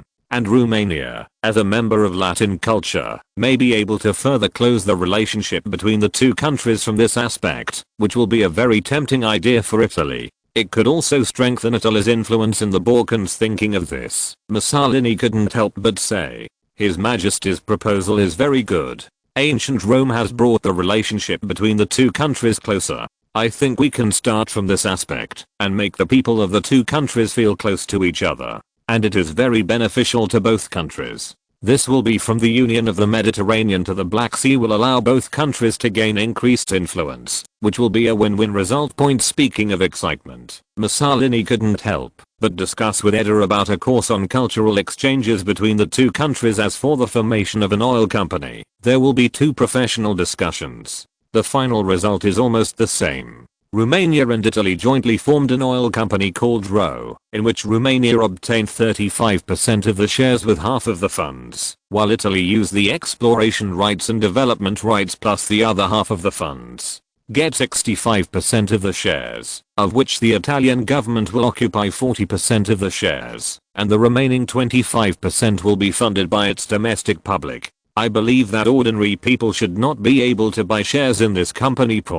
After getting the result he wanted, Edel continued his visit, followed by Britain and France, and then the United States across the Atlantic. Hope the next visit will have a good result. If you're listening to this novel on a channel other than Fanfic World, it means they downloaded and uploaded it without effort. We cordially invite you to visit our channel, Mundo Fanfic Novelos. There you'll find the original version of this story and you can explore many other novels of various genres. We're waiting for you to immerse yourself in a world of incredible novels. Chapter 513 Bleak Trip to England and France. The evening breeze from the Atlantic Ocean makes the cruise ship cool, which greatly relieves the scorching summer heat, and many tourists come to the luxury cruise ship St. Louis to escape the heat. Captain Abel looked at the leisurely tourists, turned his head, and asked the first mate with concern, "Is our distinguished VIP better?" The first mate, who was the captain's deputy, nodded and replied, "In the afternoon, I brought someone over to deliver some fresh fruit. I heard that it was much better." Hearing the adjutant's words, Captain Abel, who was used to seasickness, was relieved. No way. The distinguished guests this time are a little too honorable, and Captain Edel can't help it point in the largest and most luxurious guest room on the luxury cruise ship St. Louis. Edel's face was still a little pale, and there was no way anyone could make him seasick. He has never traveled far since he was born, and of course he has never done an ocean cruise. The first time I sat, I was unfortunately seasick, and the situation was relatively heavy, which made the entourage a busy meal point. However, at present, there is no special medicine for seasickness in the world, only some sleeping pills can be prescribed for relief. So Edel has been looking sluggish these days. Fortunately, after a few days of adaptation, Edel's seasickness symptoms improved a lot, and people didn't look so anxious. Mary, it's alright, it's just seasickness. Edel looked at his worried wife beside him, and comforted her. You look so bad these days, how could I not be worried? It's really okay, you see I'm much better. Facing Edel's words, his wife Mary's expression softened a lot. You must know that when Edel was on the boat for a day, he vomited so much that he almost vomited out bile. Compared to that time, Edel just doesn't look good now. Then eat some fruit. I heard that eating some fruit can relieve seasickness. Looking at his wife's concerned eyes, Edel took the apple in his hand. In fact, Edel looked bad. In addition to seasickness, the visit to Britain and France did not go well. If the previous trips to the three countries were all successful, then the visits to Britain and France were a bit frustrating for Edel. Edel, who had just visited Italy at the time, was somewhat satisfied with the results he obtained in 3 consecutive countries. Therefore, he had high expectations for the visit to Britain and France, and the result was a blow to him. Originally, Edel planned to discuss the introduction of military industry and other technologies with the French government, as well as discussions on the relationship between the small Entente and Romania, and so on. But I don't know if it was because the Soviet Union turned to domestic construction. France delayed the export of various technologies under various excuses. Moreover, regarding the relationship between the small Entente and Romania, he refused to discuss with Romania on the grounds of not interfering with other countries. This makes Edel very discouraged, because the so-called small allied powers currently formed by France include Poland, the Czech Republic, and Serbia. Although these countries have good relations with Romania at present, but looking at their geographical location, maybe this alliance against Germany may turn its guns on Romania. Although it did not appear in the original history, but now Romania has grown to such a degree, it does not say that there is no such possibility. In Romania, many people are a little worried about this alliance. Because these countries and Romania cannot be said to be without disputes. For example, Poland has conflicts in Western Galicia. Because Lviv is a famous Polish city, it should belong to Poland in terms of history and ethnic composition, but it was occupied by Romania. So regardless of the fact that Romania and Poland are as good as honey at present, the Romanian government has never let down its vigilance against the Polish people there. Because Romania cannot afford to lose the region, which is currently its only heavy industry base. Just like the relationship between the Northeast and China in the 1950s and 1960s, it was the top priority. The Czech Republic also has a dispute with Romania in the Carpathian Mountains in the east, because it annexed the Slovak region. And the Slovaks in the Carpathian Mountains in the east account for more than 40% of the population. In the Czech Republic, there are also newspapers from time to time claiming that the region should be incorporated into the country. This clamor has reached new heights, especially after the discovery of oil resources in the region. Although the Czech government has not responded to this, Romania is still vigilant about it. Serbia also has a dispute with Romania over the Sava Valley, because the area is home to nearly half of the Serbs, but it was assigned to Romania because of the treaty. Therefore, for this small allied country led by France, many people in Romania believe that this kind of alliance may be led to target Romania. You must know that the tragic war that just ended was caused by the small country Serbia. If it wasn't for Russia to support it, would they dare to fight Austria-Hungary like this? Therefore, after the French categorically rejected Romania's request, it attracted people in Romania to speculate on the intention of its organization to form an alliance. In fact, France has also had the idea of pulling Romania into this alliance before, but considering that Romania may compete for the dominance of its alliance after joining, this idea has been shelved. The setback in France made Edel see the complicated mentality of France towards Romania at present. Not only because Romania is on the front line of the Soviet Union, it is hoped that it will grow strong enough to block the invasion of the Red Empire, but also because Romania is too powerful to compete with France for the interests of the Balkans and Central Europe. This kind of precarious action caused Edel to fail to achieve much results in France. Apart from a treaty for the two countries to jointly respond to the Red threat, it has achieved almost nothing. As for the visit to the UK, is not bad.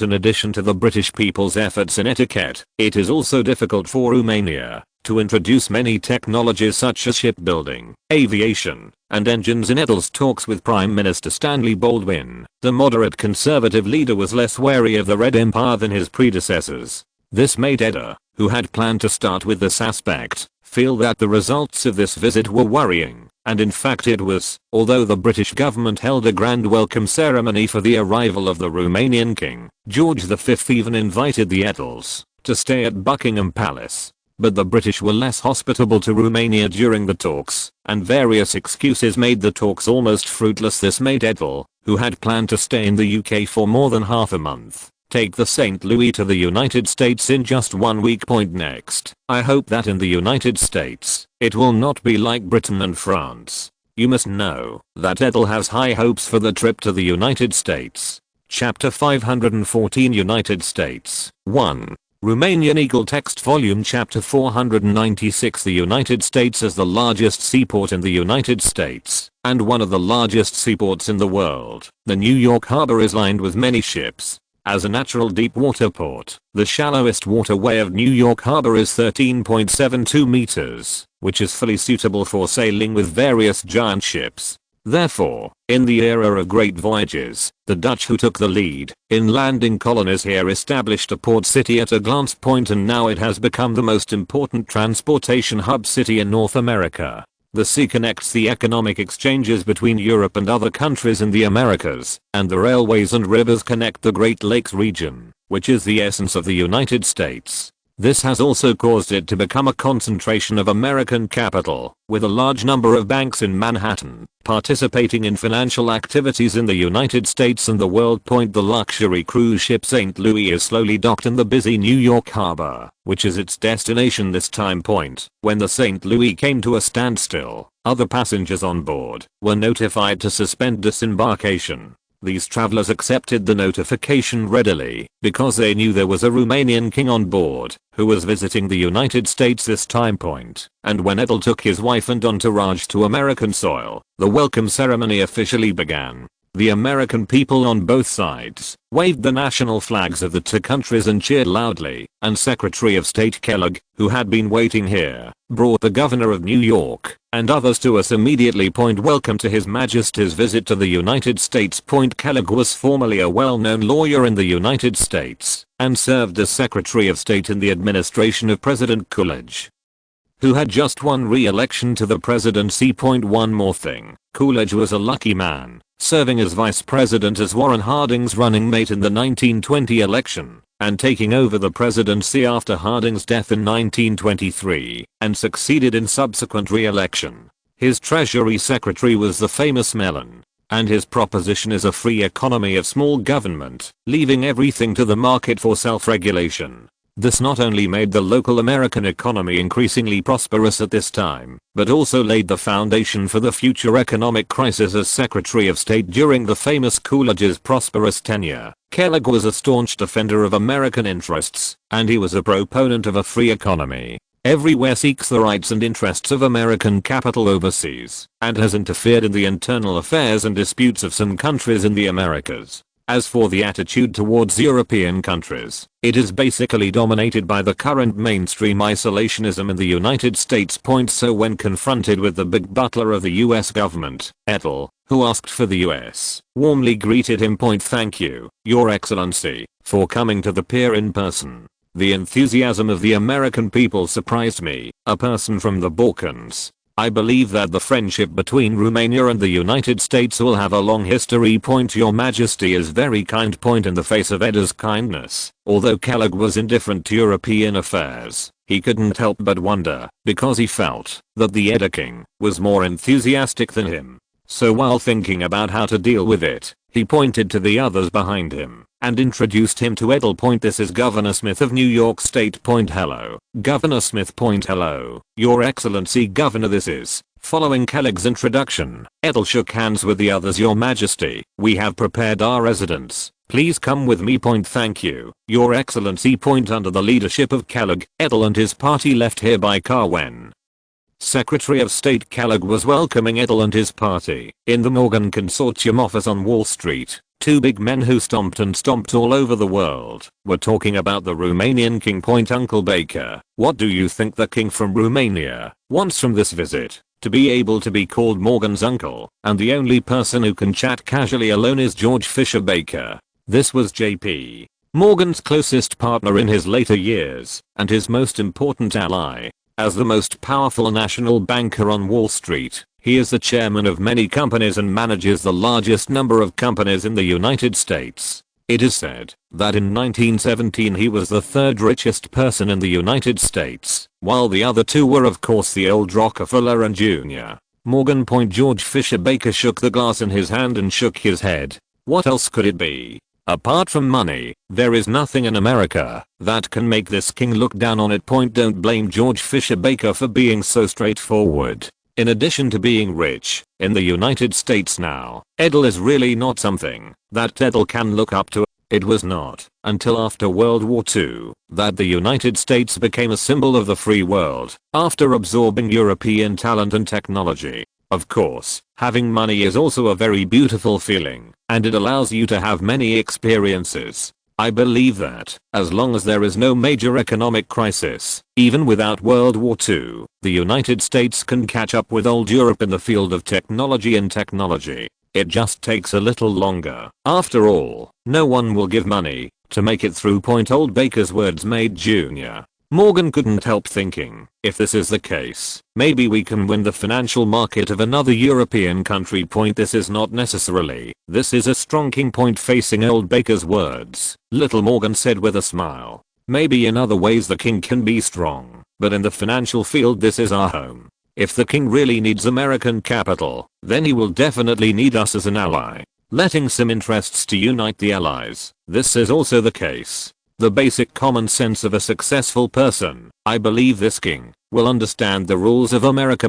Little Morgan's self-confidence can even be said to be arrogant, and it did not arouse old Baker's rebuttal at all. Because the current US financial market is indeed like what JP Morgan said, without the cooperation of the Morgan Consortium, Edel's trip to the United States will be greatly eclipsed. It should be known that the Morgan Alliance and the Morgan family are collectively referred to as the Morgan Alliance. In the Morgan Alliance, the chain leadership of the board of directors is carried out with the Morgan Company as the axis, and the main financial institutions with less than large financial capital and more than 200,000 are connected with each other, thus forming a huge and well-organized Morgan system. This financial group accounts for 33% of the financial capital of the United States, with a total value of nearly $20 billion US. There is an additional $12.5 billion in insurance assets, accounting for 65% of the US insurance industry. In terms of production, among the 35 major companies in the United States, there are 47 directors of Morgan Company, including US Steel, General Motors, Kellogg Special Copper Company, Texas Gulf Sulphur Company, Continental Oil Company, and General Electric Company. Morgan's infiltration into the railroad industry is well known. At the same time, it also owns it, American Cable, Postal Cable, at /U0026 amp, T and so on in the direction of communication industry. The Morgan Alliance has total assets of $51 billion US, and its subsidiaries include major trust companies such as Yanacta Copper Mountain, Westinghouse Electric, and United Metal Carbide. Adding all of the above, adding up all total assets, and deducting duplicates, the pre-panic Morgan system had a total capital of $74 billion, equivalent to 1/4 Of all corporate capital in the United States, 167 directors came out of Morgan /U0026 Co., controlling the entire Morgan system and executing the instructions issued by Morgan on Wall Street. What a hegemony! As the helm of this huge financial system, JP Morgan can be said to be a leader in the financial market. Even apart from a few major powers, other countries will not be in his eyes, and Romania is barely regarded as a new power and naturally entered the eyes of Junior Morgan. Chapter 515 United States 2. I'm glad I can stand here today. America is a rich and hospitable country, and I felt enough enthusiasm for the few days I was here. It makes me feel that the two countries are very close. Romania is also a beautiful place, there with hard-working people and abundant resources. The economic exchanges between our two countries are also increasing day by day. From the initial investment of Standard Oil in Romania, all walks of life can now see the manifestation of American capital in Romania. I think there is a need to strengthen cooperation between the two countries. Romania has a population of nearly 30 million, more than 25 million, rounding up to nearly 30 million people, and a territory of more than 400,000 square kilometers. In this country it is rich in oil, coal, iron, gold and other resources, all of which require the Romanian government to invest a lot of funds to develop, and our country's financial development of these resources is still in the initial stage, requiring a lot of foreign funds to develop more effectively these resources, and your country happens to have these funds. As far as I know, your country is currently hoarding a large amount of funds with no investment direction. Think about it, my country lacks funds to develop resources, and your country has a large amount of funds that have no investment direction. It seems to me that the two countries can complement each other. Your country has made enough profits from its investment in our country, and our country has developed and grown in it, and it can better resist the invasion of the capital world by the Red Plague. It's totally a win-win result. Point in Congress, Edel stood on the podium to American lawmakers rhetorically about the lucrative prospects of investing in Romania. Point regarding the current domestic capital accumulation in the United States. Edel combined his past life memories and recent investigations to find that the accumulation is really very serious. The Americans who made a fortune in the European War, after making huge profits, do not have enough investment environment at all. At present, the capital of the United States can only be invested in domestic and South America, and these places cannot accommodate these huge funds. This is why the Dawes Plan later brought a large amount of American capital into Germany, helping it to quickly restore the economy. And even the Soviet Union, the Americans also intend to enter. In the final analysis, it is still the domestic excess of capital, and we need to find a vent. The defeated Germany, the Socialist Soviet Union, and the Republic of China with frequent wars. These are all options. Europe and its colonies are inaccessible. These are the only options available. Edel's speech obviously aroused the interest of many congressmen, more precisely the interest of the capital behind it.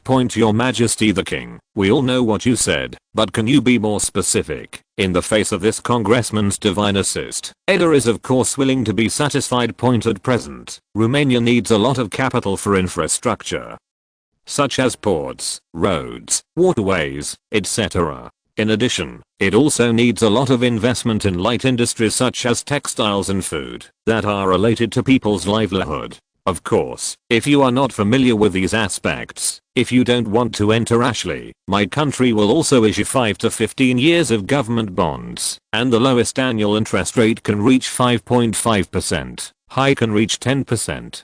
This is Edel's main purpose, to sell government bonds, and this interest rate is also a comprehensive reference to the Dawes Plan. And Romania is not a defeated Germany. I believe the capitalists behind Romania must have fully understood the repayment ability of Romania. For Edel's answer, the congressman who asked the question nodded, expressing his satisfaction with the answer. Of course not everything is so beautiful. Then a sudden voice sounded.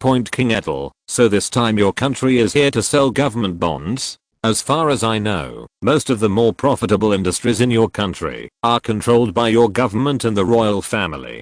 How can this guarantee that our country will invest in it? Funds to earn the profit he wants. Edel followed the voice, and it was a bold congressman who asked this topic. Following his questioning, many congressmen could not help frowning. State-owned and royally held companies are too foreign to the United States, and they have an instinctive aversion to government meddling in the economy. Faced with this acute local question, Edel knew that, if the answer was not good, it would have a great impact on the purpose of the visit, but fortunately he was prepared. Member, thank you Your Excellency for raising this question. Before explaining this issue, I need to explain that this is a legacy issue. Romania did not want the government or myself to control the country's economy in the first place. This is an opportunity. Coincidental result. At that time, domestic capital was weak and insufficient to support economic development, so the government and the royal family had to take the lead in developing heavy industry first to play a leading role. And just after the initial development, it encountered the European War. The result let it grow even stronger, so that domestic capital is completely unable to take over. Edel's words caught the eyes of many congressmen. Its domestic capital cannot take over, so is foreign capital feasible? Those who have a quick response will immediately blurt out, King Edel, what do you mean? Yes, if someone is willing to pay a reasonable price, then these high quality assets are not impossible to sell. Some shares. Edel said what these people thought. The experience of later generations has already told him what to do. If you sell some shares, 49% of the shares only have the right to supervise, and the controlling power is in my hands, so there is no way to take me. And you can also take the opportunity to cash out some funds to invest in other fields, which is not too perfect. If you want to recover your shares when necessary, if you want to expand your investment, can an individual compare capital with a state? This is also the reason why Edel did not sell shares to the country. If the domestic capitalists were cheated, the result would not be so wonderful. The young American capitalists who didn't understand these riotous operations faced Edel's words. Some breathing increased. From their point of view, Romanian Petroleum Corporation, Volkswagen, Ploiesti Machinery Plant, Lviv Steel Corporation, etc. are all attractive fruits, and no one wants to win these companies and ride on Romania's rapid development. So when Edel threw out this surprise, the members of Parliament Hill immediately became lively, without the restraint of the congressman, just like the vegetable market. It wasn't until the head of the council couldn't look at it and knocked on the table several times before it became quiet. And Edel's speech on Capitol Hill was praised by the newspapers the next day. Many editor-in-chiefs, who didn't even know where Romania was, praised him as a visionary king who would surely bring a prosperous life to the Romanian people. And these reports, after Edel met with President Coolidge, more points still looking for Romanian Eagle free novels. Baidu direct search, reading novels is easy, equals, chapter 516 United States, 3. /U003C, go the Hudson River, more than 40 kilometers north of New York. Has beautiful scenery here, and many wealthy people build manors here as vacation places. The most famous local is the family manor built by the old Rockefeller. This 4,000-acre lavishly huge manor is brightly lit today, as if a banquet is going to be held. The courteous guests were talking in 2s and 3s, and the servants shuffled among them. As the owner of the manor, Jr. Rockefeller personally greeted a distinguished guest in front of the main building. It is a great honor for King Edel to be a guest at Rockefeller Manor. Little Rockefeller greeted Edel and his party in a address. Thank you for your hospitality. It's a pleasure to meet you all. Edel smiled and greeted Rockefeller Jr. and the friends he invited.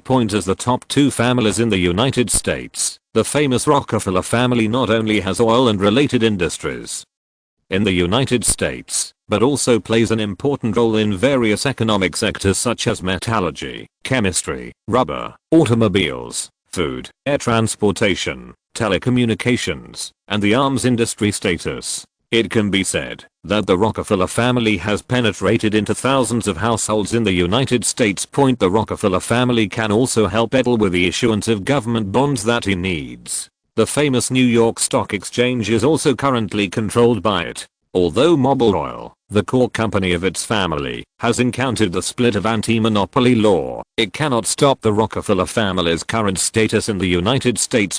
His Majesty's speech in Congress was very good. The United States and Romania really need further cooperation. The United States should not ignore the changes in European countries. It can be seen that Rockefeller Jr. has a deep resentment for the current American isolationism.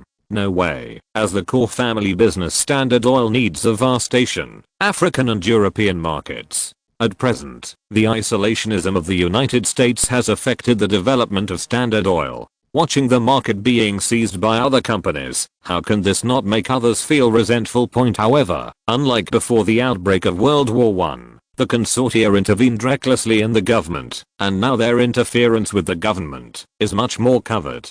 After all, the civilians have just worked hard in World War I, and it is somewhat unlikely to encourage them to help expand other markets. After all, I didn't win the 2 old winners of Britain and France in Versailles before. Facing the words of Rockefeller Jr., Edel responded, "This requires the joint promotion of the 2 countries, which is also beneficial to the 2 peoples." Rockefeller Jr. also sighed. Even the Germans did not get down on the 2 vested interests of Britain and France, and the Americans themselves could not do anything about it, because they were separated by the Atlantic Ocean. And the bravery of the Americans is also well known.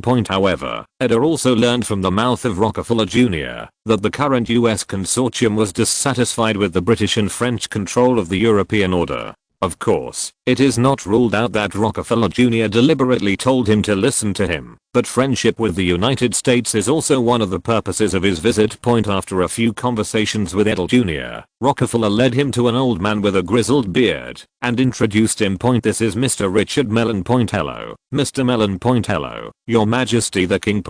Although Edel had never met the old man, he had already known him from American sources. Unlike his brother Andrew Mellon, who served 3 terms as Treasury Secretary, Richard Mellon is primarily responsible for running the family business. As the Mellon Consortium, that monopolizes the US lead industry, it is currently developing well in steel and oil. In addition to participating in and controlling the 4 major steel companies, Amco Steel Company, jointly controlled with the Rockefeller Consortium and Cleveland Consortium, National Steel Corporation, jointly controlled with the Cleveland Consortium, and Wheeling-Pittsburgh Steel Company, Allegheny Ludlam Industries.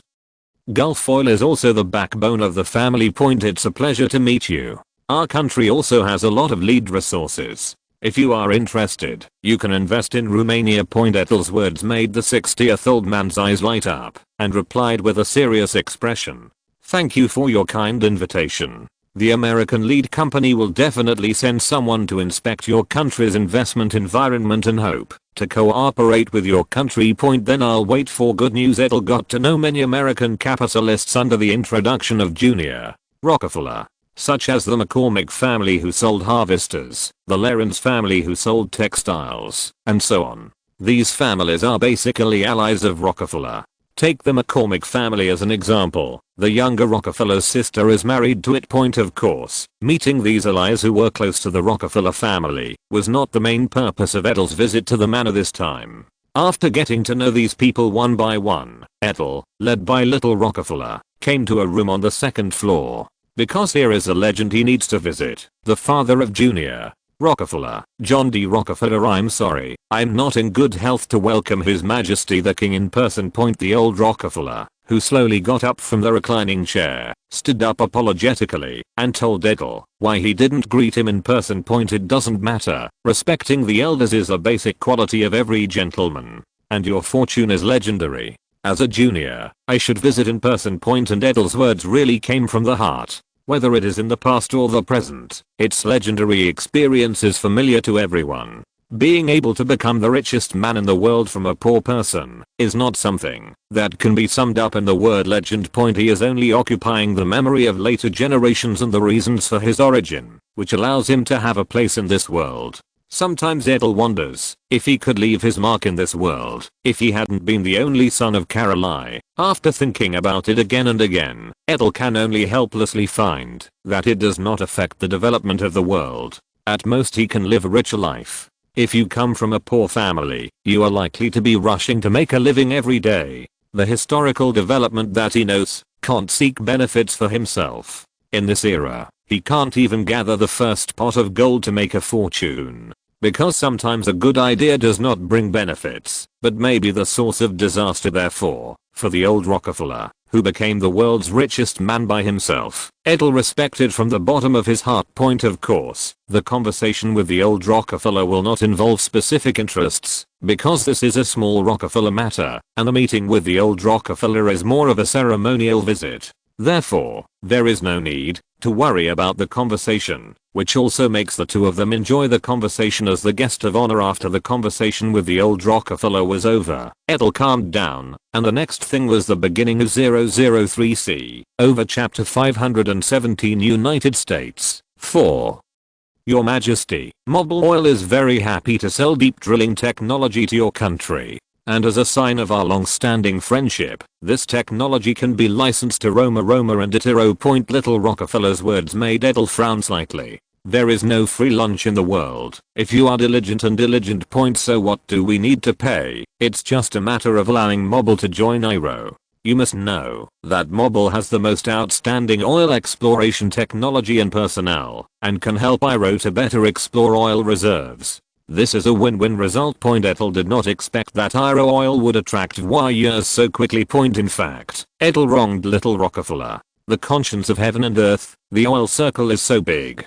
The establishment of new oil companies in Romania and Italy is not a small move. Because the company held the oil exploration rights in the Italian colonies, it had an instinctive allure for the little Rockefeller. Because Mobil Oil has no oil fields close to Europe, all the oil it sold in Europe was produced in the United States. And now Britain, France and other countries have discovered oil in their colonies one after another, which has also led to a sharp drop in Mobil sales in Europe. Now it is almost a problem for him to get an oil field near Europe.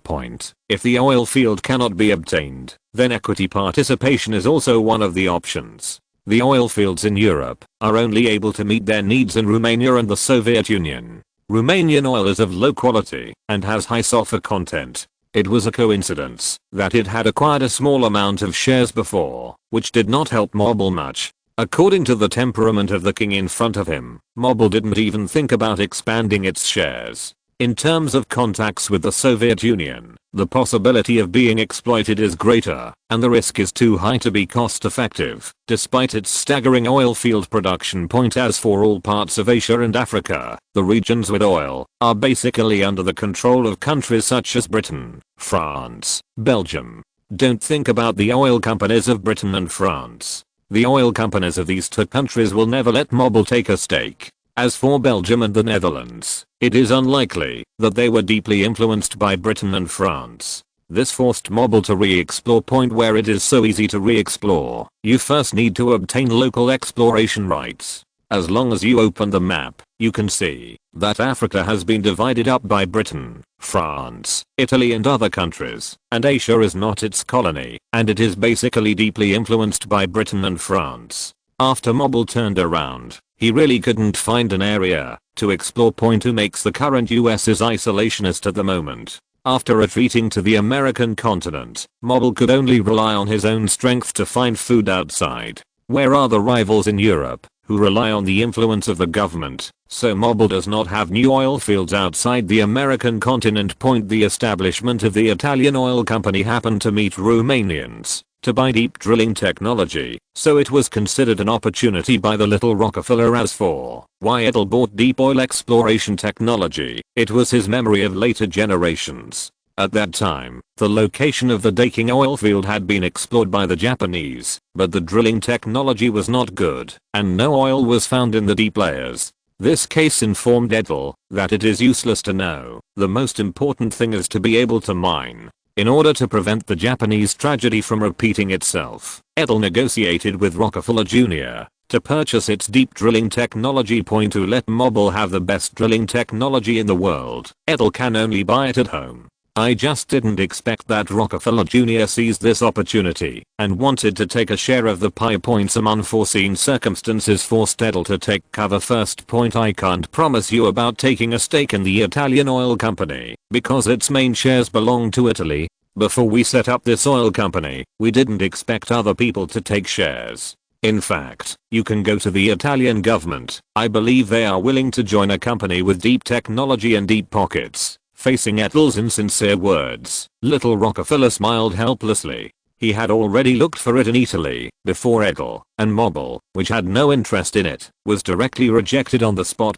Your Majesty, I think with our deep friendship, it is best to ask your country to do it for you. In return, we can sell $500 million of your country's national debt and the United States. Little Rockefeller's words made Edel unable to say what he wanted to refuse. No way. The most important task of this visit to the United States is to sell government bonds. At present, too few people are willing to underwrite Romanian government bonds. Moreover, the amount of national debt this time is huge. Edel intends to issue $1.8 billion of national debt in the United States, which is impossible without the help of the American consortium. For the American people with poor geographic knowledge, they do not know where America is. If they take out a map, some people may point to the South Pole and say that this is Romania. And he got news that the capitalists headed by Morgan obviously have their own ideas about this large-scale national debt in Romania. The idea is not difficult to guess. The King of Wall Street wants to infect Romania's financial industry. This is a bit difficult for Edel to accept. He knows how greedy these Wall Street capitalists are. If Romania's financial industry is infected by it, it will be very unfavorable to Romania's development. As for the one in front of him, it is obvious that he wants to use Romania's special relationship with Italy to benefit Mobile. Who makes the current relationship between Italy and Romania the best. The same Latin culture, coupled with their ambitions to compete for the Balkans, brought the two countries closer and closer. According to reason, Italy and Romania should be competitors in the competition for the same region. How can they become partners? Another country, France, needs to be mentioned here, and it is well known that the relationship between France and Italy is getting worse and worse because of the Mediterranean.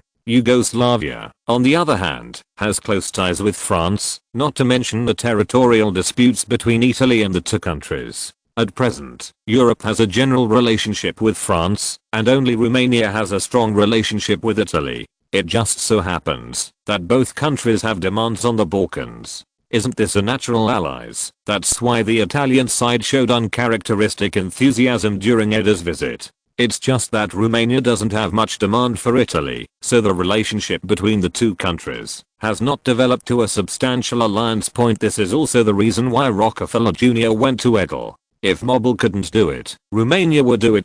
Let me think about it. Edel considered the stakes and said to Rockefeller Jr. no problem, welcome your majesty's presence at any time. After the talk, Edel declined Rockefeller Jr.'s stay and left. After Edel left, the old Rockefeller appeared in front of the young Rockefeller. It looks like there's a lot of hope that this will work out. Yes, father, I would like to thank the guy on Wall Street for this. If it weren't for his help, the Romanians would not have given us a chance. Then how are you going to thank him? Maybe we can underwrite more bonds this time. Morgan made too much profit selling British and French bonds during World War I than we were selling oil. It appears that Rockefeller Jr. has expanded the family's influence in the financial industry. And Romania seems to have a good economy at the moment. Maybe it can let the American people know more about it. Of course, even if Romania's economy is not good, Rockefeller Jr. can still have a way to sell its national debt. Packaging is a word that needs to be used at any time in the financial industry. Chapter 518, The American Line, 5. When Edel informed the main members of the visiting group about the conditions of the Rockefeller family, everyone was a little excited about the proposal. Your Majesty, this condition is not bad for us. I think we can talk about it. As one of the deputies on the trip, Foreign Secretary Kostel thinks the matter can be discussed. The words of the foreign minister caused several other people to nod their heads. Your Majesty. The Rockefeller family is willing to help us underwrite $500 million in national debt. This is too important to the development of our country. I also think this matter can be discussed. Looking at the courtier who was fascinated by the sugar-coated cannonball of the national debt, Edel could only sigh silently. It's not their fault, except him, who knows how rich the oil resources are in Libya. In their opinion, underwriting $500 million of national debt is too helpful for Romania. As for the Italian colony, that does not know whether there is oil or not, they can only count as buying a lottery ticket, and they don't even know if they can win the lottery. And Edel looked at everyone who was discussing happily and had to speak. We agree to this condition in a hurry, and we will make a decision after discussing it with the underwriters on Wall Street. Edel's words calmed everyone down. Indeed, it would be better if it didn't win the lottery. Wouldn't it be a big loss if the oil was dug out and given to Mobile Point afterwards? The Romanian delegation contacted Wall Street securities firms, large and small, to discuss the issuance of government bonds. I'm sorry, your country has given too little discount. Our company can't help to issue treasury bonds. I'm sorry. Point at a securities firm in Manhattan. Romanian staff members have just been turned away. Point. This is the fourth securities company. What's wrong with these people? Aren't they willing to make money? Who knows, but they think Romania is an African tribe. Point. As the Romanian delegation visited securities firms large and small on Wall Street, the results were rather dire. Many securities companies directly refused to help in the sale of Romanian government bonds, and most of the securities companies that did not refuse offered unacceptable conditions. Only a few small securities firms are willing to issue Romanian government bonds, but for Edel, this is a drop in the bucket. Point. The problem is with Wall Street, led by Morgan, who are blocking their securities firms from issuing our treasury bonds in front of Edel. Foreign Secretary Kostel is reporting to him the reasons for the blockage in the issuance of national debt. Point. Little Morgan, Edel thought in his mind that there is no friction between Romania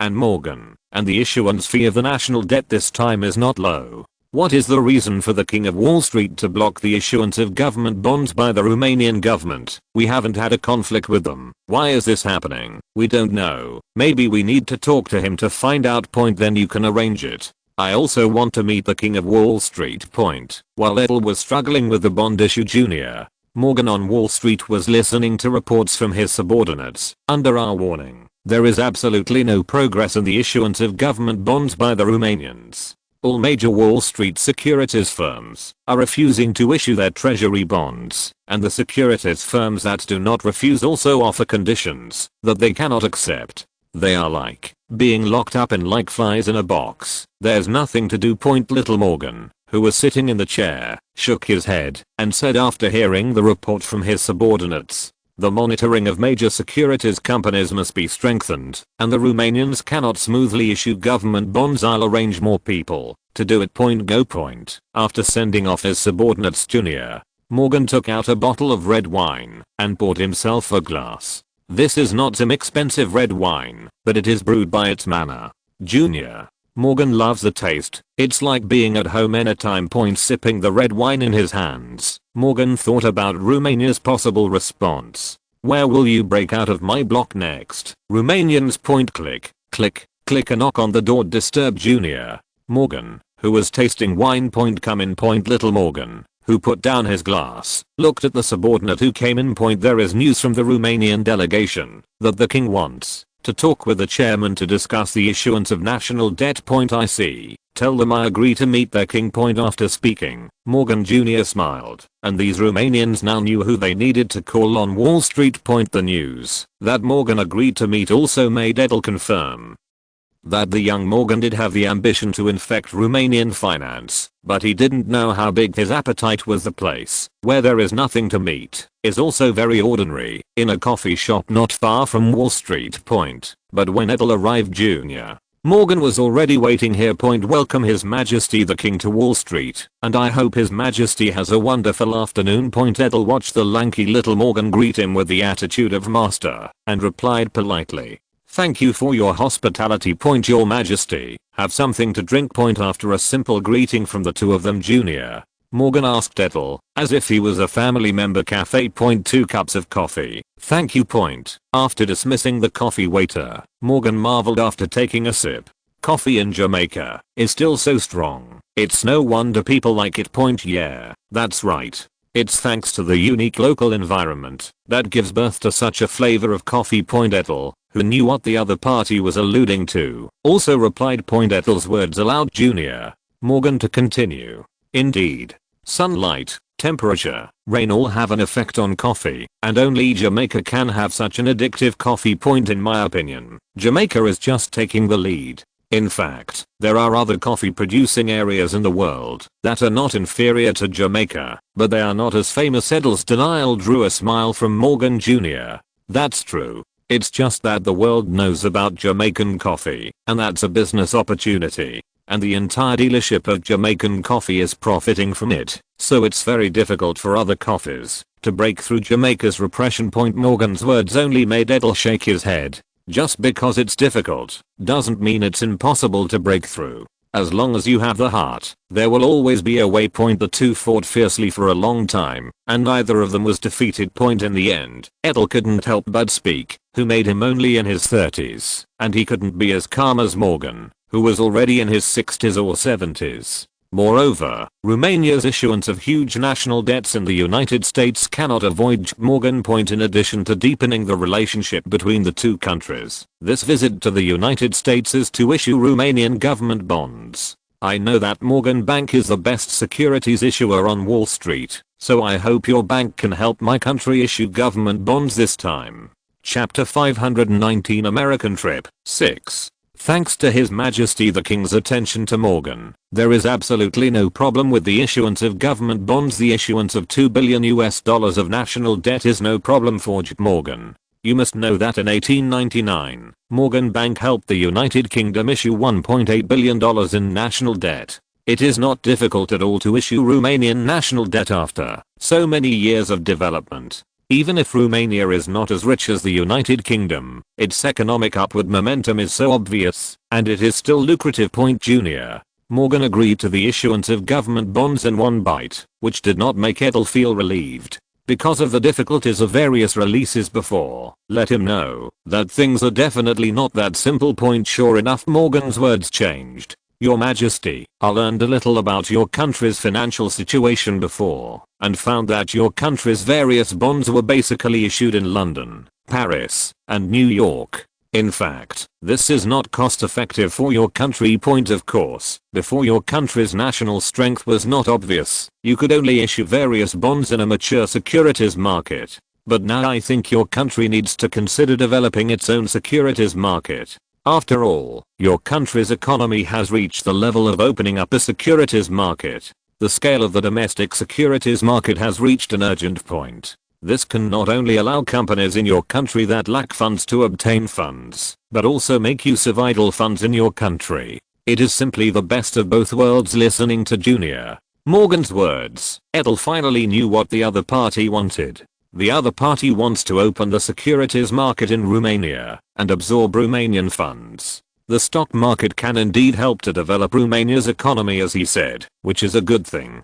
As for the bad side, he didn't say anything. He could also share the wool of private funds. In fact, the opening of the securities market was mentioned in China, but it was suppressed by Edel. Less than a few years before the world economic crisis, opening a stock market now is simply sharing the wool for capital. And this wool has not been shared by domestic capital, so it is not interested in opening a stock market. Unexpectedly, there are people in New York who are worried about the development of Romania's financial industry. I'm sorry, but there is no idea of establishing a securities market in Romania at the moment. Facing Junior Morgan's words, Edel refused after thinking about it. No way. Morgan's words obviously hope to participate in the construction of the securities market. Putting this financial giant into the small pond of Romania, the domestic financial market has not been swept away by him. Although the $2 billion national debt is very tempting, it is better to go to the Rockefeller family than its harm. At least the other party is only thinking about oil, and this little Morgan is thinking about the Romanian financial industry. Your Majesty is not in a hurry to refuse. I know that your Majesty is worried that I will disrupt your country's economy. But your Majesty has not thought about it. Your country's financial industry will definitely open up. And if you have my help, at least your country's financial industry can be opened. Get through the difficult times before. And I think, if your country can issue $3 billion of national debt in the United States, it will push the economy to a whole new level. Little Morgan's words did not impress Edel. $3 billion of funds can indeed help Romania develop faster, but this is only the cost of raising sheep before shearing. Edel does not think that Wall Street capitalists will be lenient. Wall Street's help is candy with poison. He was not interested in eating it. Let my country think about it. After Edel finished speaking, he got up and left the cafe, leaving only Junior Morgan to drink coffee quietly. Point chairman, what should we do next? Seeing the Romanian's deputy who left in a hurry, he walked in quickly and asked about the next response. Point what else can be done? Just continue. Point little Morgan, who did not lift his head, was still sipping his coffee and instructing. Point Edel, who returned to his residence, immediately called the Minister of Foreign Affairs over. Next, I will discuss with the Rockefeller family and tell them about the stake in ILO. I can agree to them, but this time I hope he can help our country issue $2 billion of national debt, and I will record their help this time. Foreign Secretary Costel saw Edel's behavior and knew that the talks with Morgan about the issuance of Romanian government bonds had collapsed. He didn't dare to neglect and replied immediately, Your Majesty, I will arrange personnel to contact the Rockefeller side. Point this time, Edel tried to give up some of the interests of Libyan oil and also let Wall Street capital headed by JP Morgan see that Romania is not something they can easily handle. It is impossible to force Romania to open up its financial markets to their looting. Point when the news came that Romania was willing to accept Mobil as a shareholding and offered to underwrite $2 billion national debts, the little Rockefeller felt a burst of ecstasy in his heart. Thanks to the greedy Junior Morgan, the Rockefeller family was able to make the deal with Romania like a duck to water, but the $2 billion Romanian national debt is also a challenge for the Rockefeller family, who made his family far worse than Morgan in terms of finance. The underwriting of Romania's national debt this time, in the view of Junior Rockefeller, is a gain to the family's shortcomings. And the sale of $2 billion Romanian national debt is also very profitable. Point. So the two sides started under the circumstance that Lang was interested in a concubine. Point as for Morgan, the underwriting of Romanian government bonds by Wall Street is stubbornly suppressed. Even the small securities companies that had promised to underwrite them couldn't bear the pressure and cancelled the contracts signed with Romania. Point Edel looked anxiously at this situation, who left him with only one choice at present. If Rockefeller couldn't eat the debt, the visit would not be a big deal. Point a few days later, when Edel got the underwriting agreement signed with Chase Manhattan Bank, the core of Rockefeller, the whole person was relieved. Now let's see how Junior Morgan treats him. Point in the underwriting agreement, Chase Manhattan Bank pledged to sell Romania's $2 billion in 5, 10 and 15-year treasury bonds. The underwriting renewal fee this time is 3%, and the underwriting fee is not too high. The term is 1 year, mainly considering that Chase Manhattan Bank has not underwritten such a huge amount before. Rockefeller wants to extend the underwriting time, and Edel understands this. After all, he has such a choice. Point there is no impermeable wall in the world, and the two parties did not intend to keep it secret after the agreement was signed. So when Edel got a deal, Junior Morgan already knew the news. Clang. When Point in little Morgan's office, various voices sounded. Let the subordinates who are guarding outside tremble. Many people have never seen their chairman get so angry. Point as for the messy office, little Morgan's gloomy face was dripping with water. Rockefeller, very good. Dare to take a target from me. Point this can't help but make him angry because he finally seized the opportunity to force those Romanians to open up the financial market. The annual profit is huge. He had the idea when Romania first expressed its desire to sell $2 billion in treasury bonds on Wall Street. Point as a financial capitalist, he has seen the development of Romania over the years. It can be said that Romania's economic development has taken the lead in Europe for more than 10 years, and the weakness of its domestic financial industry is completely drooling by JP Morgan. Not being able to make profits from Romania makes him uncomfortable. Although he does not know why Romania needs such a large amount of money this time, in his opinion, this is a great opportunity for Wall Street to open up the Romanian financial market. Point and this opportunity is now abruptly ruined by the guy who directed the oil digging. Why doesn't this make him angry? Point it's just that getting mad right now doesn't help things, and opportunities are missed when opportunities are missed. Thinking of this, Junior Morgan, the king of finance, can only secretly hurt himself. Point as for the main results of this visit that Edel took, the next task was easy. After visiting several major cities in the United States, he set off on the Del West cruise ship for his next destination, Japan, after visiting San Francisco on June 13th. Next will be visits to Asian countries and regions, and these visits are basically not purposeful, which makes him more or less in the mood for sightseeing. If you're listening to this novel on a channel other than Fanfic World, it means they downloaded and uploaded it without effort. We cordially invite you to visit our channel, Mundo Fanfic Novelos. There you'll find the original version of this story and you can explore many other novels of various genres. We're waiting for you to immerse yourself in a world of incredible novels.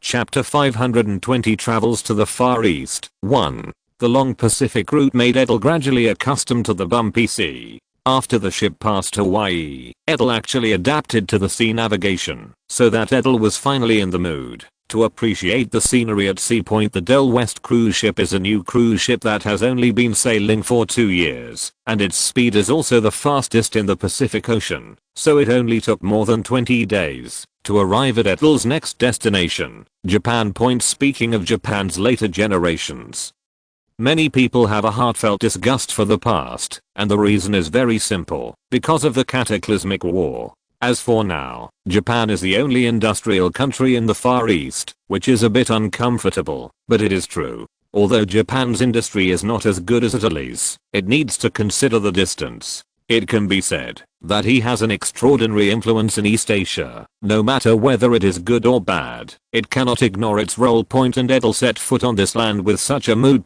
Japan is also very interested in the visit of Edel and his party for the simple reason that it is related to the Soviet Union. Although the opponent was defeated in the Russo-Japanese War, people of insight in Japan can see that the only thing that can threaten Japan at present is this polar bear. As for the fanatical officers of the lower level Hiramis and Lu, they can't control their country's choice. Therefore, the Japanese greeted with a high standard this time, and Prime Minister Kato Takaki personally brought people to the port to meet them. As Edel walked off the boat with Queen Mary, the music sounded, and Foreign Minister Kihiro stepped forward to greet Edel and his party, which was a bow. We welcome His Majesty Edel to Japan. Edel looked at the glasses in front of him, and the somewhat kind-hearted Japanese foreign minister also responded.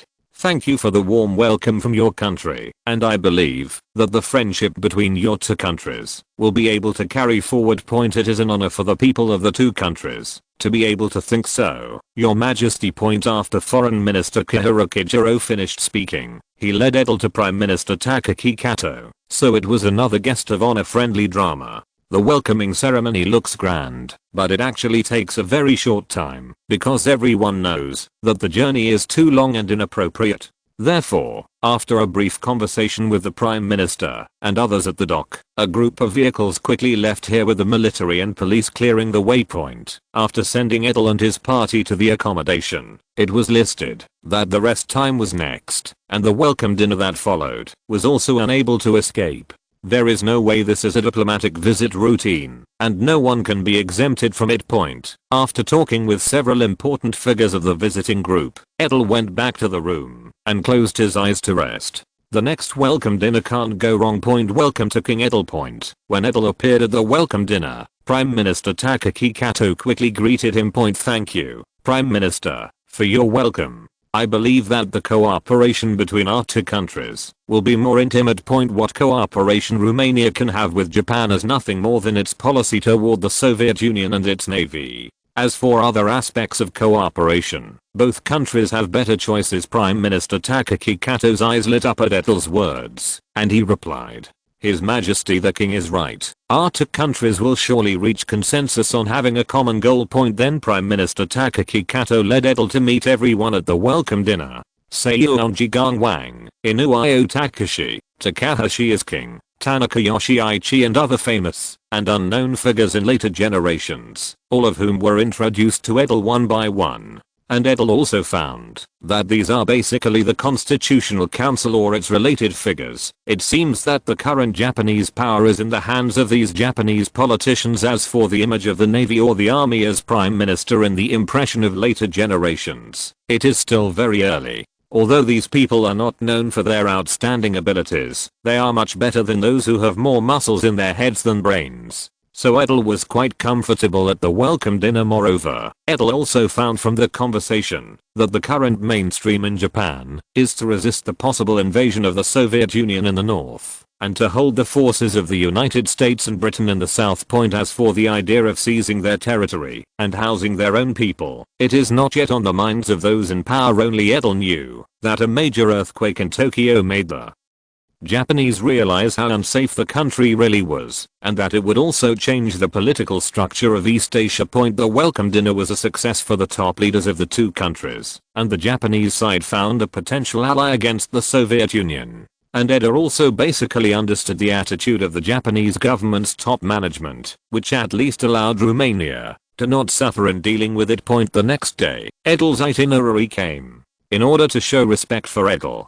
today he will go to the palace to meet the Crown Prince Hirohito, which makes Edel, who wants to meet the foolish Emperor Taisho, unsatisfied. There is no way to do this. Emperor Taisho, who has already made a lot of jokes, how dare the Japanese government continue to let him make jokes? Not to mention that Edel is still a powerful Western monarch. The residence of the Emperor of Japan was originally called the Imperial Palace, and the East Garden was the place where the Emperor's family lived, and the meeting with Edel was also held here. Under the leadership of his valet, Edel walked through the palaces to the meeting place. As soon as he entered the door, a young man with glasses occupied the position of the master, while Prime Minister Kato Takaki and others stood on his left and right. Edel knew at a glance that this was the only future head of the Axis powers who escaped punishment in World War II, Emperor Hirohito. As for Hirohito, who is still the crown prince, after seeing Edel entering the door, he immediately brought the Prime Minister and others to greet him in 3 or 2 steps. Welcome the king to Japan. Listening to the young Hirohito squeeze his throat and say the so-called crane sound, the translator on the side immediately translated it to Edel. There's no way that Edel doesn't know much about Japanese, only know that I go to shame his clothes in the most famous line of flax, and this is what he learned from Japanese and games in his previous life. As for other foreign languages, he can also speak English and German, as well as his mother tongue Chinese in his previous life, but not at all. So after the translator had finished listening to him, Edel continued. Thank you for the hospitality of your country, and I need to say thank you here. The next conversation between the two parties was carried out under the assistance of a translator, and it was basically a courtesy word. And Edel can also see that the crown prince speaks a little deliberately, as if he is imitating who? Edel, who has learned from later sources, is of course aware that this is imitating his grandfather Meiji. The whole meeting could not be described as warm, because Edel felt awkward, mainly because the so-called Heian was uncomfortable. After finally passing this meeting, the next meeting with the Prime Minister and others will be much better. King Edda, your country's cutting off the Soviet Union's tentacles into Europe is a powerful response to its evil attempts. The excellent performance of your army will ensure peace on the European continent. Prime Minister Kato Takaki put a tall hat on Edel as soon as he opened his mouth. Where this is just a manifestation of the European people's unwillingness to break the peace. Our country has also helped a lot in defeating the rest of the Soviet Union.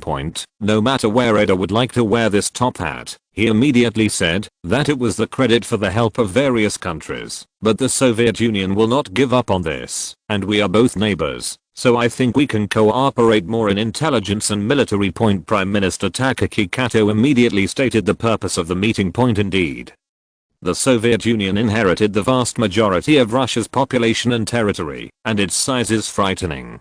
Coupled with its inspiring ideas, it is our great enemy. Moreover, its ideas also agitate the people of various countries to rebel against the government more dangerous. Faced with the words of Prime Minister Takaki Kato, Edda naturally expressed the worrying side of the Soviet Union. It's really scary. Since the two heads of state in charge have reached an agreement, the next specific cooperation will naturally be left to the following to solve. And Edda also took the opportunity to express his hope that Japan could get more help in the navy. Edda was also worried about the weak Romanian navy. The Japanese side naturally talked about the naval cooperation proposed by Edel, and finally felt that Romania could not threaten its own. Japanese high-level officials agreed to cooperate. In return for Japan's willingness to cooperate, Romania will naturally strengthen exchanges in the army. In addition, it also sold a batch of petroleum products to it at a 20% discount price, which is currently the same as Japan's discernment point. After discussing the general direction of cooperation, Edel enjoyed its scenery under the Japanese officials, and the specific cooperation details will naturally be done for you. When Edel returned from the tour, he naturally saw the negotiated cooperation agreement between Romania and Romania, mainly that Japan cooperated with Romania in the army and navy, and the two countries reached a sharing of intelligence on Soviet Russia point, and Edel also took this agreement and boarded the cruise ship to the motherland of the previous life with satisfaction. At this moment, he seemed to have waited too long. Chapter 521 travels to the Far East. 2. Zhang Asi is a coolie at the Huangpu River Wharf, helping people move goods every day. Sometimes if you are lucky, you can also help the boat passengers to carry the salute to earn more money. What Zhang Asi remembered most was helping a foreigner to carry his luggage and getting a black and green foreign currency. He knew the number and knew it was a word. However, the foreign money was taken away by Chen Laozhen, who was in charge, and then gave him a piece of ocean, saying that it was exchanged for him. Some knowledgeable people said that he was at a loss, but Zhang Asi just shook his head and smiled. He's not stupid. If he took the unexpected money by himself, someone would definitely be jealous and do some underhanded tactics, and the steward Chen Laozhen points out, to help himself at the dock. Even if you don't help him, you can at least reduce other people's redness. Being isolated while doing things at the dock won't last long. However, when Zhang Asi went to work today, he found that the pier was unusual. Not only were police officers in black clothes and white backgrounds holding short sticks, but also a large group of neatly dressed people holding colorful flags standing on both sides as if waiting. What? The sharp-eyed Zhang Asi could see a group of decently dressed blonde foreigners also waiting here. There must be a big man coming. Zhang Asi thought to himself that a man called Mr. Sun came last year. He had never seen such a big battle, so he didn't know who came this time. Among the well-dressed foreigners that Zhang Asi saw, there were also several Chinese people in the mix, and two people even stood at the front of the line and were talking to each other. Brother Xiaochun, I only envy you now. Staying in Shanghai is so clean, watching the ups and downs with a smile. It's not like I stay in this hot position. I'm not flattered by being angry. Sometimes I really want to walk away. Brother Yan Yi, you can't say that. I'm not welcome by Feng Huanzhang, so I can only come to Shanghai to relax. You can't pick the blame when the country is going through a difficult time. Otherwise, there are really few people who can do things in such a big foreign ministry. This is really a difficult state affairs. One of the two people who spoke was Shen Rulin, Minister of Foreign Affairs of the Biang government, who was born in Wuxing, Zhejiang. One is Guizhen's character Xiaochun, Jiading County, Jiangsu Province. This time, both of them are standing here to welcome the Romanian King Edel, who is about to arrive in Shanghai for a visit. Of course, this job should be the matter of Foreign Minister Shen Rulin, but whoever asked Guizhen to live in Shanghai after resignation was arrested by Minister Shen. Behind them are the ministers from various countries in Shanghai. As for the two standing at the front, it is mainly because of the two people who greeted them this time. When the huge cruise ship docked to the shore and put down the trestle, Edel, who was full of thoughts, looked at the hometown of the past life with complex eyes. The short word of hometown contains endless longing and nostalgia.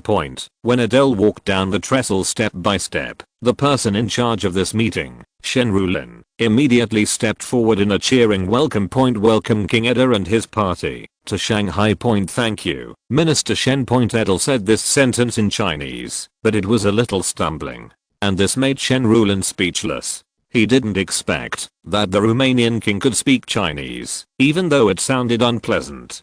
Fortunately, he responded quickly and immediately praised him. His Majesty the King speaks Chinese very well. Minister Shen's compliment only caused Edel to shake his head for a while. Only he himself knew what he was saying, but it was too long to be unfamiliar. Shen Rulin, who couldn't figure out why the Romanian king shook his head, could only continue to lead the way. There is no way that foreigners have been uncles in this land since the Qing dynasty. Even the Republic of China has not changed in the slightest. In front of the Romanian king, Minister Shen Rulin could only serve carefully, for fear of causing diplomatic disputes. Hey, the country is tough. Looking at the careful guidance of Minister Shen, Edel suddenly had a deep feeling. He wanted to tell the Minister Shen in front of him that you were too cautious. In the future, China will surely rise up, which will make everyone admire and make the Western world tremble. It's just that now his identity is the monarch of Romania, and he can't do anything about the current status of this land. Therefore, he could only continue to follow Minister Shen with a somewhat complicated heart. Edel's abnormality attracted the attention of his wife, Queen Mary, and Mary, who was close to her, asked in a low voice,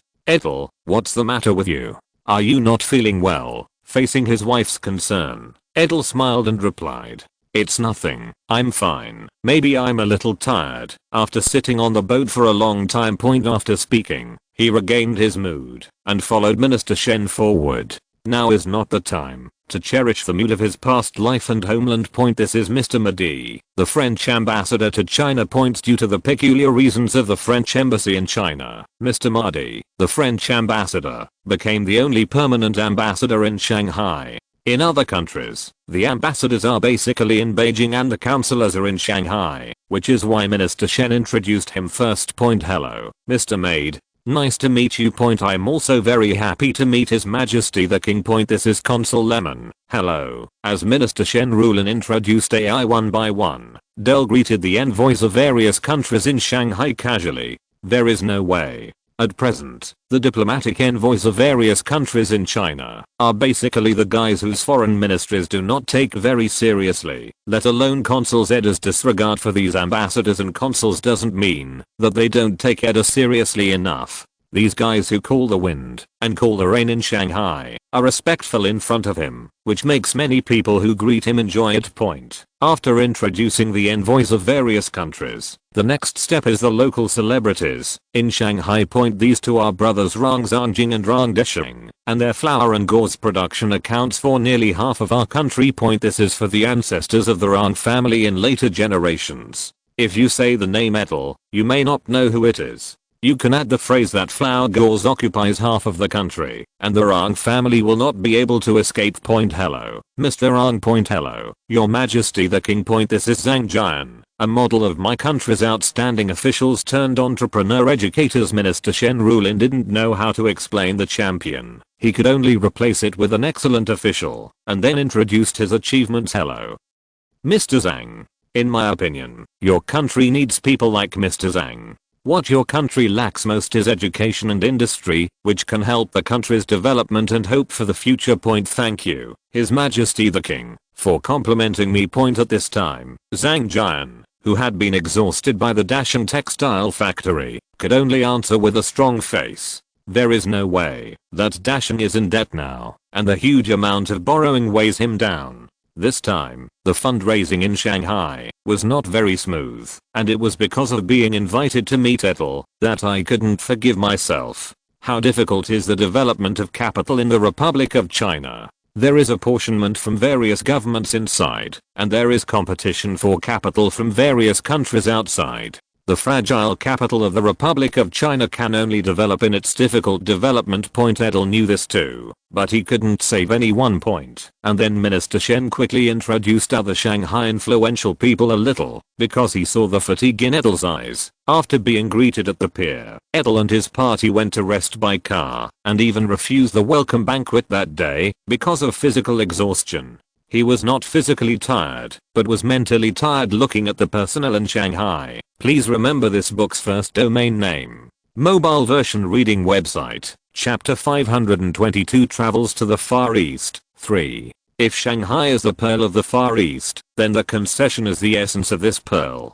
The prosperity here is no worse than that of major European cities. The towering high-rise buildings, wide and clean roads, beautiful street lights and police patrolling day and night all show its prosperity. Everything is so modern in the city, and it is worthy of the name of its Pearl Point in the Chinese district across a river. It is another scene. Low brick and wooden houses, dusty roads, dirty garbage piled on the streets. The tired and numb eyes of pedestrians seem to be two cities with the modern concession point at this time. Shanghai seemed so unreal, yet so real.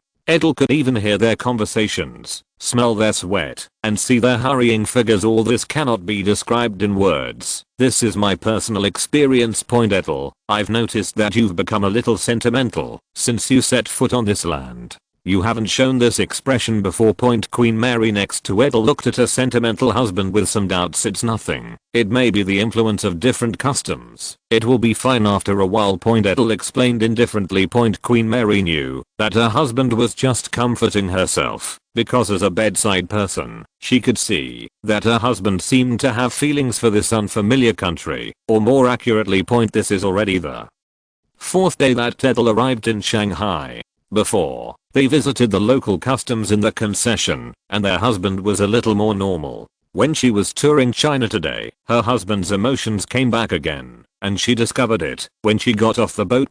You too. This is Zuhu Street. Every day, a large amount of vegetables are transported here to supply the whole of Shanghai. Gu Weijun, who was idle at home as a guide, introduced the situation here to the Edels. Look at the two of you. These wooden boats on the riverside are all vessels for transporting vegetables. At present, they have completed their transport tasks and are docked to rest. Gu Weijun's words distracted Edel's sentimental emotions, and listen to his introduction instead. It's basically the life of an ordinary person in Shanghai.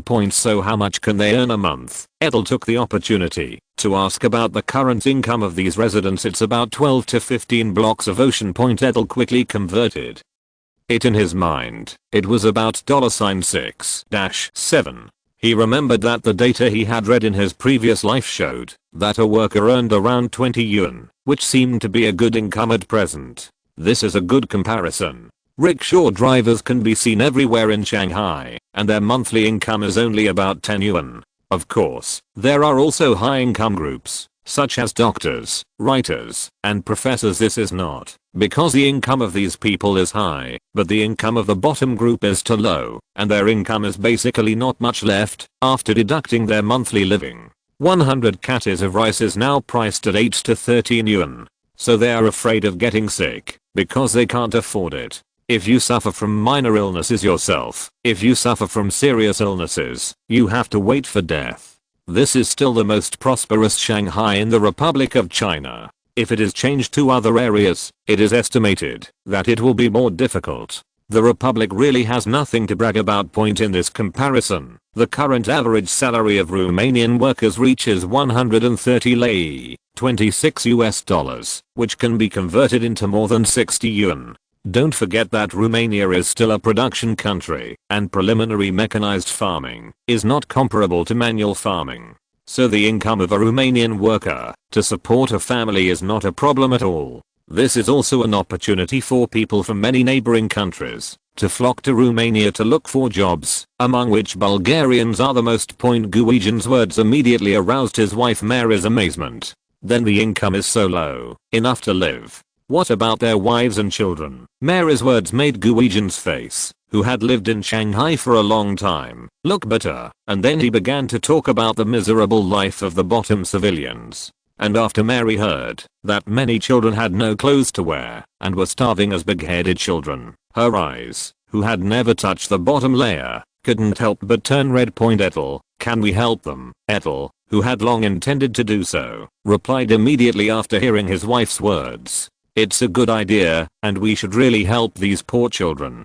What do you think of million? Set up a charity fund to distribute necessary food and medicine to these needy families. Gu Weijun, who was listening to the conversation between the Edels and his wife, was ecstatic. He had never donated such a large amount of money before to do this kind of charity without asking for anything in return.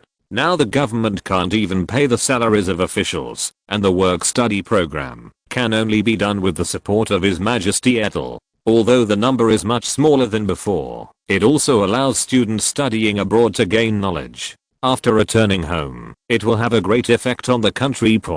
Now that they have decided to do good deeds, the Edels have no intention of continuing to watch. Mary is because of the spirit of helping others, and Edel is because of the sadness of seeing the current decline of the motherland in her previous life. The establishment of a charitable fund was entrusted to Gu Weijun by Edel. Edel still trusts this famous diplomat of the Republic of China very much, As for the handling of charitable funds, I believe there is no problem at all. Because this is what the Romanian king did. I believe he did not dare to block it. As for Guijan, he first informed his friends and the press about King Edel and his wife's handling of the charity fund. Then I plan to use the voice of the press to promote the rapid establishment of the charitable fund. At least the foundation should be established before the Edels leave. Sure enough, the next day newspapers in Shanghai immediately trumpeted the fact that the Romanian King Edel and his wife had invested $1 million to establish the children's fund. This made the people of Shanghai praise it. Now knows that this Romanian king is a good man. The financial master behind the work study program hosted by Mr. Yuan Pei is him. This time in Shanghai. This is the luck of the Shanghai people. That's it. It's a pity. Why isn't this person from the Nong's country? He is the lord of a country. How could he come here? So, it's better to be a peace dog than to be a messenger. This is crooked. The charitable fund was established very quickly. The day before Edel was about to leave Hong Kong, the fund that depended on his donation was established. In front of the Shanghai municipal government, the inaugural meeting of the Shanghai Children's Fund began, and Edel and Mary also came to the scene to congratulate. As an investor, the necessary speech is inevitable. So, when Edel stood in front of the microphone, the audience was full of people quietly stretching their necks and waiting for him to speak. Children are hope for the future. That's why I fund this foundation. A short sentence is Edel's speech. More importantly, this sentence was spoken in Chinese, which attracted a burst of applause from the audience. After Edel finished speaking, celebrities and gentlemen in Shanghai also took the stage to speak. Perhaps influenced by Edel, their words were also very brief. This shortened the expected hours of the inaugural meeting to an hour and completed it. The next day, this sentence about him appeared in the newspapers. Children are the hope of the future. It was enlarged and bolded, which attracted public opinion in Shanghai to denounce the poor current situation of children at the bottom, and naturally attracted many people to donate generously. And all this, Edel did not see, because he had already boarded the ship and left. Please remember this book's first domain name. Mobile version reading website, chapter 523 Return Journey. After leaving Shanghai like an escape, Edel has visited Guangzhou, Singapore, Mumbai, Alexandria, and Istanbul. Among them, in Guangzhou, Edel met with Principal Jiang and the inspirational Jinghui people one by one. Edel has mixed feelings about President Jiang, who will be in charge of this land for more than 20 years in the future. It is not luck to say that this person is also a great man, and he can become a leader-like figure from the brink of bankruptcy. Vision, means, tricks, and opportunities are indispensable.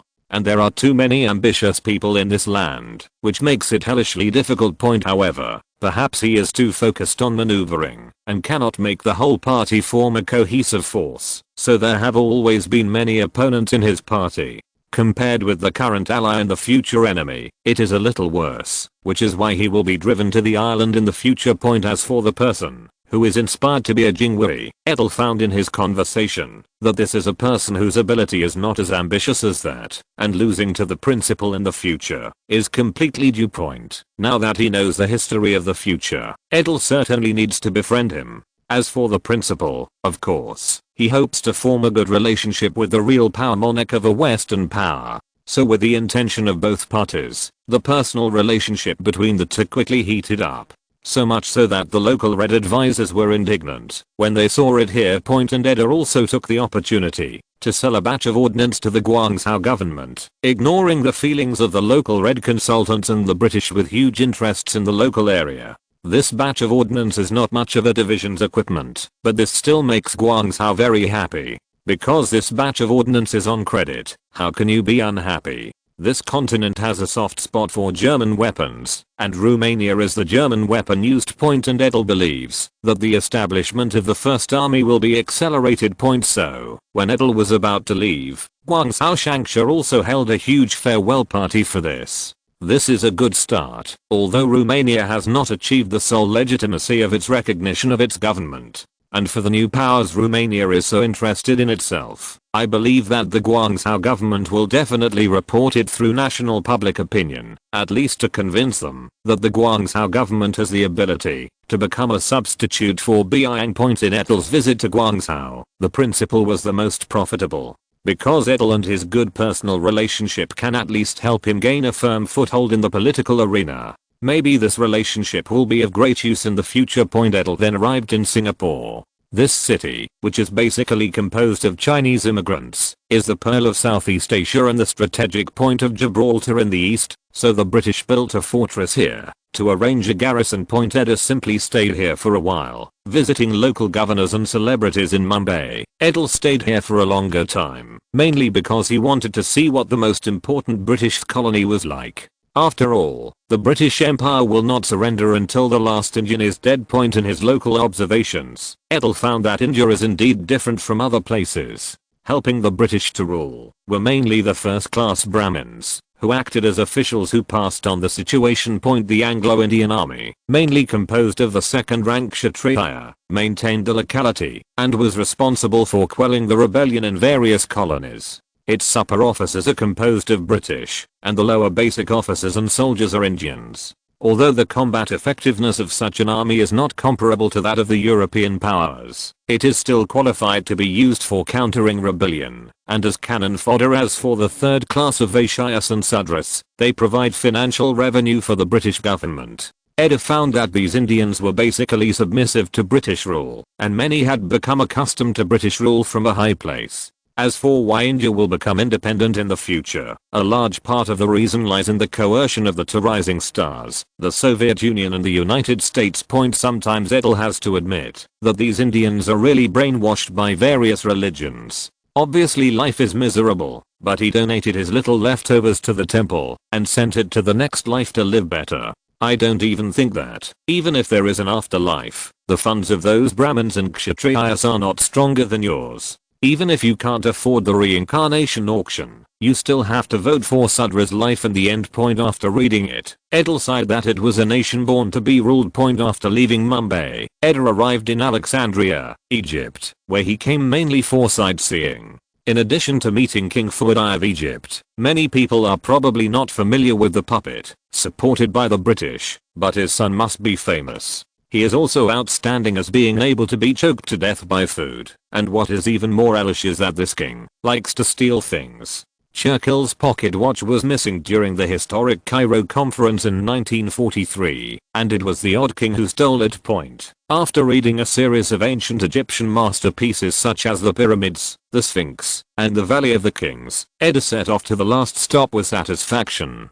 Hopefully next time he comes here as a conqueror, the Suez Canal is too tempting. Edel's next stop is Turkey. As a country that controls the Black Sea Strait, Edel currently has no ambitions. There is no way to be separated by Bulgaria, and he has no strength and no place to use it. Therefore, strengthening economic cooperation between the two countries is the only thing Edel can do. And economic cooperation with Turkey also has huge benefits for Romania. It is well known that Romania has developed well in agriculture and heavy industry, while light industry represented by textiles is somewhat unsatisfactory. And this time Edel intends to encourage the development of domestic light industry, so a lot of raw materials are needed.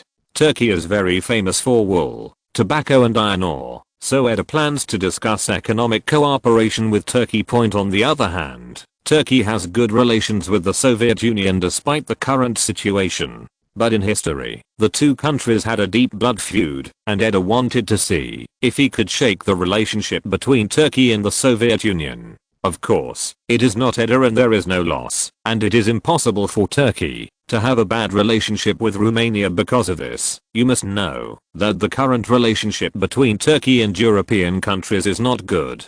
It is better to have one more friend than one enemy.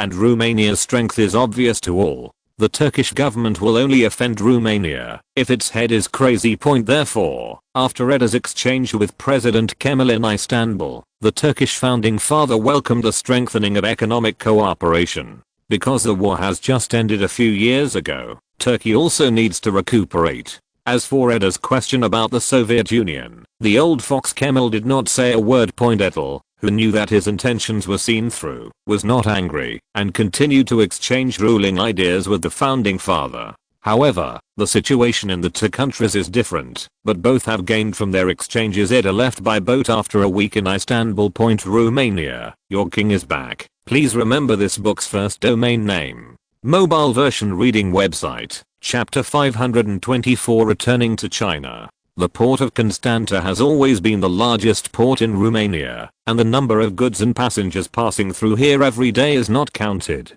Although Osad Port has better natural conditions after the capture of western Ukraine, it still cannot shake the position of Constantine Port as the largest port in Romania. Because Osad is the first choice for shipping in Ukraine, while Constanta is the first choice for shipping in the original Romanian territory. At present, only western Ukraine is in Romania's hands, and the rest are in the hands of the Soviet Union. The Soviet Union will never put its own shipping in Odessa. Now they are building the naval port of Sevastopol, which they intend to use as a commercial port. As for its Black Sea fleet, it can only squeeze with merchant ships in this port. I heard that the new military port has already been negotiated in the Soviet Union. Today, the port of Constanta is crowded with people, and many residents flock to the port spontaneously. Because King Edel, who has been away from Romania for half a year, will arrive today. As a loyal and patriotic subject, how can you miss the return of the king, to watch the fun? As for the people who greeted Edel, it was headed by Prime Minister Carachuri. The taste of being in power for half a year made Carachuri very addicted. But he wasn't fooled by power, and he knew exactly who gave this situation. This is also when he got the date of Edel's return, and immediately brought someone to Constanta to welcome him. The cruise ship that Edel was on soon appeared in front of everyone, and some onlookers began to cheer spontaneously. And Edel, who was on the boat, couldn't help but look at the crowd who greeted him at the port of Constanta. I haven't been home for half a year, but I finally got home. When Edel stepped on Romanian soil, the cheers on both sides were fully released. Prime Minister Carachuri walked quickly to him. Welcome back, Your Majesty. Thanks to the Prime Minister for coming to the port in person to greet him during his busy schedule. Nowhere, nothing compares to the contribution His Majesty has made to Romania during this visit. After talking with the Prime Minister, Edel also greeted several other ministers who greeted him one by one. Sir Edward, you are here too. Hello, Hulk. Of course, Edel did not forget to greet his subjects after greeting the ministers. Edel waved his arms at the crowd around him, which seemed to be a signal, and the cheers in the audience reached their peak point. After doing all this, Edel left in a car with the Prime Minister and others. Today he doesn't plan to stop in Constanta and takes the train directly back to Bucharest. Your Majesty, we have already discussed with the Italian side about Mobil's acquisition of a stake in the Italian oil company. The Italian side agreed, and the final result of the negotiation was that we and Italy each gave up 10% of the shares, and Mobil drilled, pipeline and other technologies, and obtained 20% of the shares. On the train, Prime Minister Carachuri was reporting to Edel about Mobil's stake in Ploiesti. And Edel listened to the Prime Minister's report and couldn't help but say, this is what Mobil should get. Their drilling technology is much better than ours. I heard that they can produce oil from a depth of 1,500 meters. Moreover, its soil refining technology is currently the best in the world, which is worth learning from our country. Edel said this for a reason. At present, the oil refining technology used by Mobil can achieve 1 ton of crude oil to extract 0.215 tons of gasoline and 0.394 tons of diesel oil. The rate of refined oil is 63.7%. At present, the Romanian petroleum company can only reach 0.170 tons of gasoline and 0.371 tons of diesel oil per ton of crude oil. The refined oil rate is 54.1%, a full 9.6% less, close to 10% of refined oil, which is a huge waste. Edel's words attracted the approval of Prime Minister Carachuri. Your Majesty, I will write a letter to the oil companies. Let them increase their investment in oil refining technology and strive to make them narrow the gap with Mobil. That's all it takes. Edel knew that Carachuri can only comfort himself because the improvement of oil refining technology requires a lot of money. This is very impractical given the current tasks of oil companies. because the current government needs the profits of the Romanian oil company to develop the economy. It will not leave them too much money. In addition, the size of the Romanian oil company is still too small compared to Mobil and Shell, and its capital is not strong point in the final analysis. The oil field owned by this company is still too small, unlike several other large oil fields. And Edel knows the location of the big oil field, but Romania is currently out of reach. In the future, there will be oil everywhere in the Middle East, which is currently the sphere of influence of Britain and France. Not state oil, also in its colonies. Only by exploiting Italy's connections could oil be mined in its colonies, but this was instead used by Mobil point in the final analysis. Romania is still not strong enough, and the current strength is heavy industry. At present Romania's heavy industry still needs to develop. However, heavy industry needs raw materials, which in turn involves minerals. It can be said that the whole body is affected by the first, and there is still a long way to go to develop Romania point. In addition to this, Edel is not very satisfied with the current Romanian agriculture. Although Romania's agriculture is not bad at present, too many people are involved in the land. This will affect the industrialization of Romania. While Edel visited so many countries, an idea gradually came to mind. That is, mechanized farming needs to be expanded, and more peasants need to be converted into workers in cities. Anyway, they have enough education, and there is no problem at all to be ordinary workers. The big farms in the US, Edel, don't have that much money, and Romania doesn't have that much arable land. However, the Soviet Union next door has done a good job in this regard, but it is impossible to use that model directly. There are too many links that need to be improved, and these require him and his officials to slowly explore. Point from this, we can see that running a country is not easy, and the ancients did not deceive me.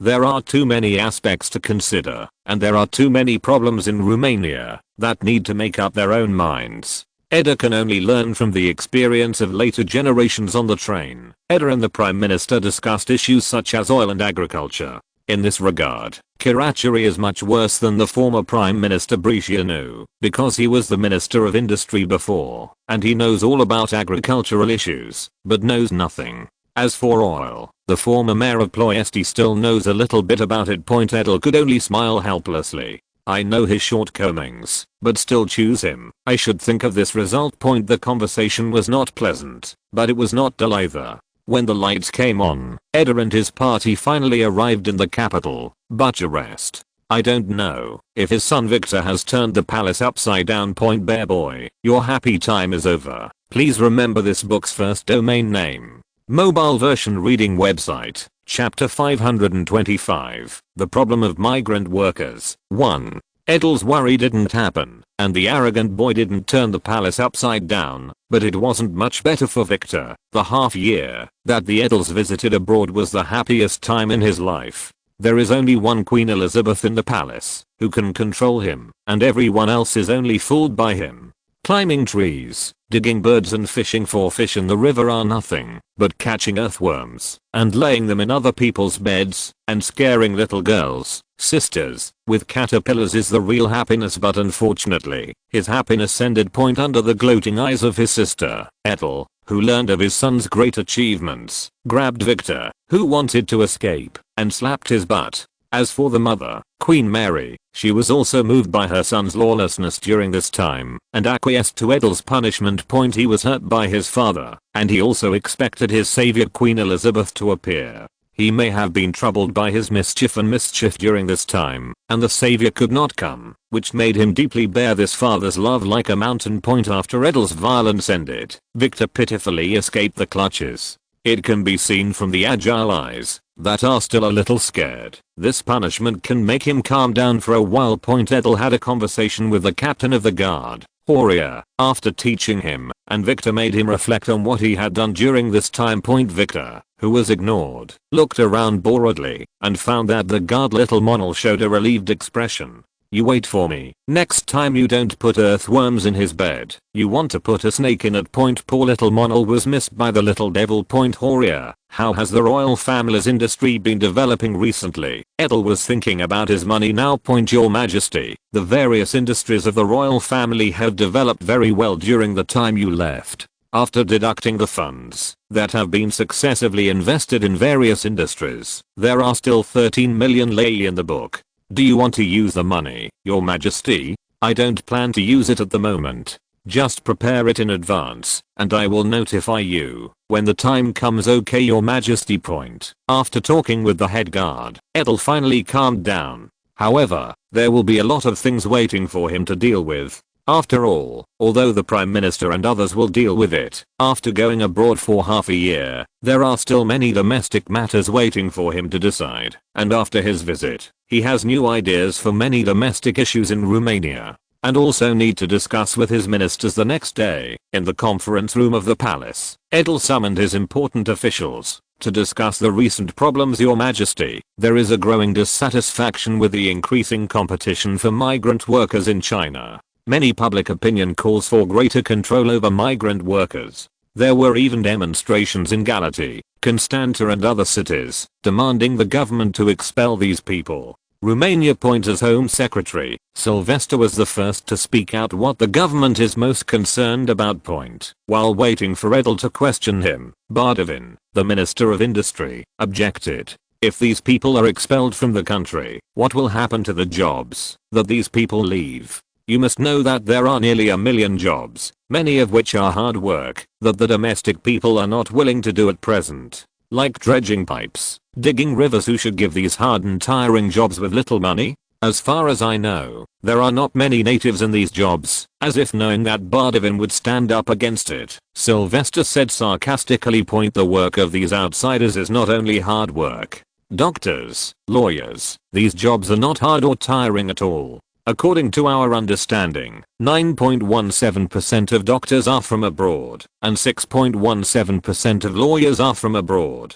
Nor are they natives, not to mention foreigners whose industrial workers are as high as 11.5%. The jobs in our country are more needed to satisfy natives, rather than to be provided to neighboring countries. Let them make money in our country, and then take them home for consumption. You shouldn't just see them making money, you should see how these people contribute to our country's economic development.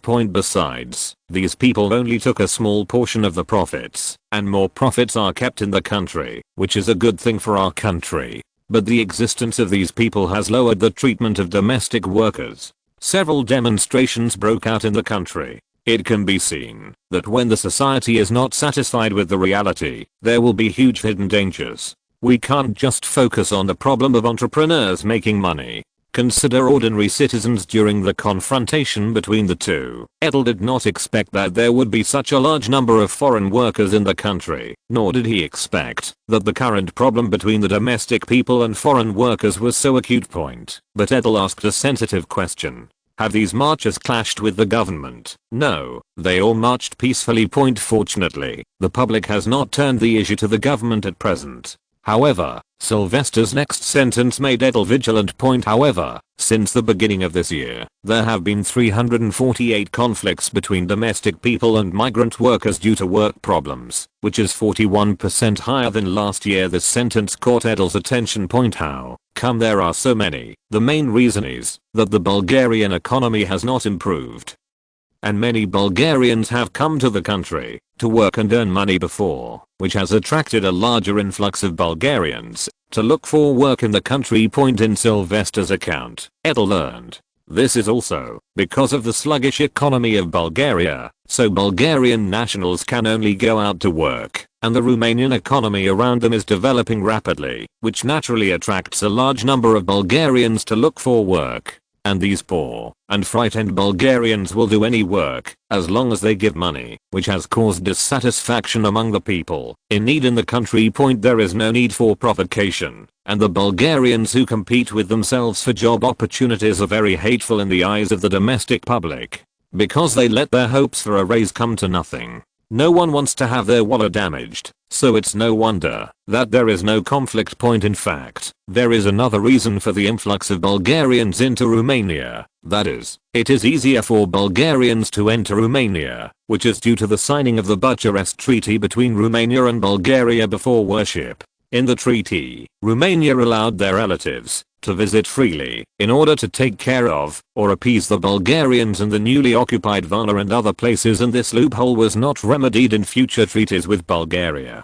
On the one hand, it took into account the feelings of these Bulgarians in Romania, and on the other hand, Edel still had ideas about Bulgaria. Just using the relatives of these Bulgarians to promote Romania's riches, reduce the obstacles for his future ambitions. Soon someone took advantage of this loophole and left Bulgaria, where the economy was not improving, to come to Romania to work. This trend soon spread throughout Bulgaria, making working in Romania a very common phenomenon in the country. According to statistics, there are about 500,000 Bulgarians working in Romania, accounting for 10% of the country's population. The Bulgarian government has also turned a blind eye to the issue of large-scale migrant workers, who makes the domestic economy bad.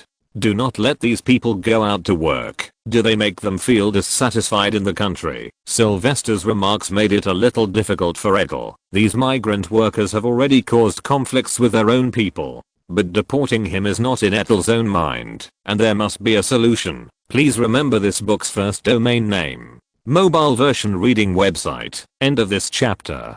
Thank you very much for reaching the end. Don't forget to like. Looking for more exclusive content and immediate access? Subscribe to our Patreon. Remember, every like, subscription, or donation encourages us to continue. Thanks to everyone. See you in the next video.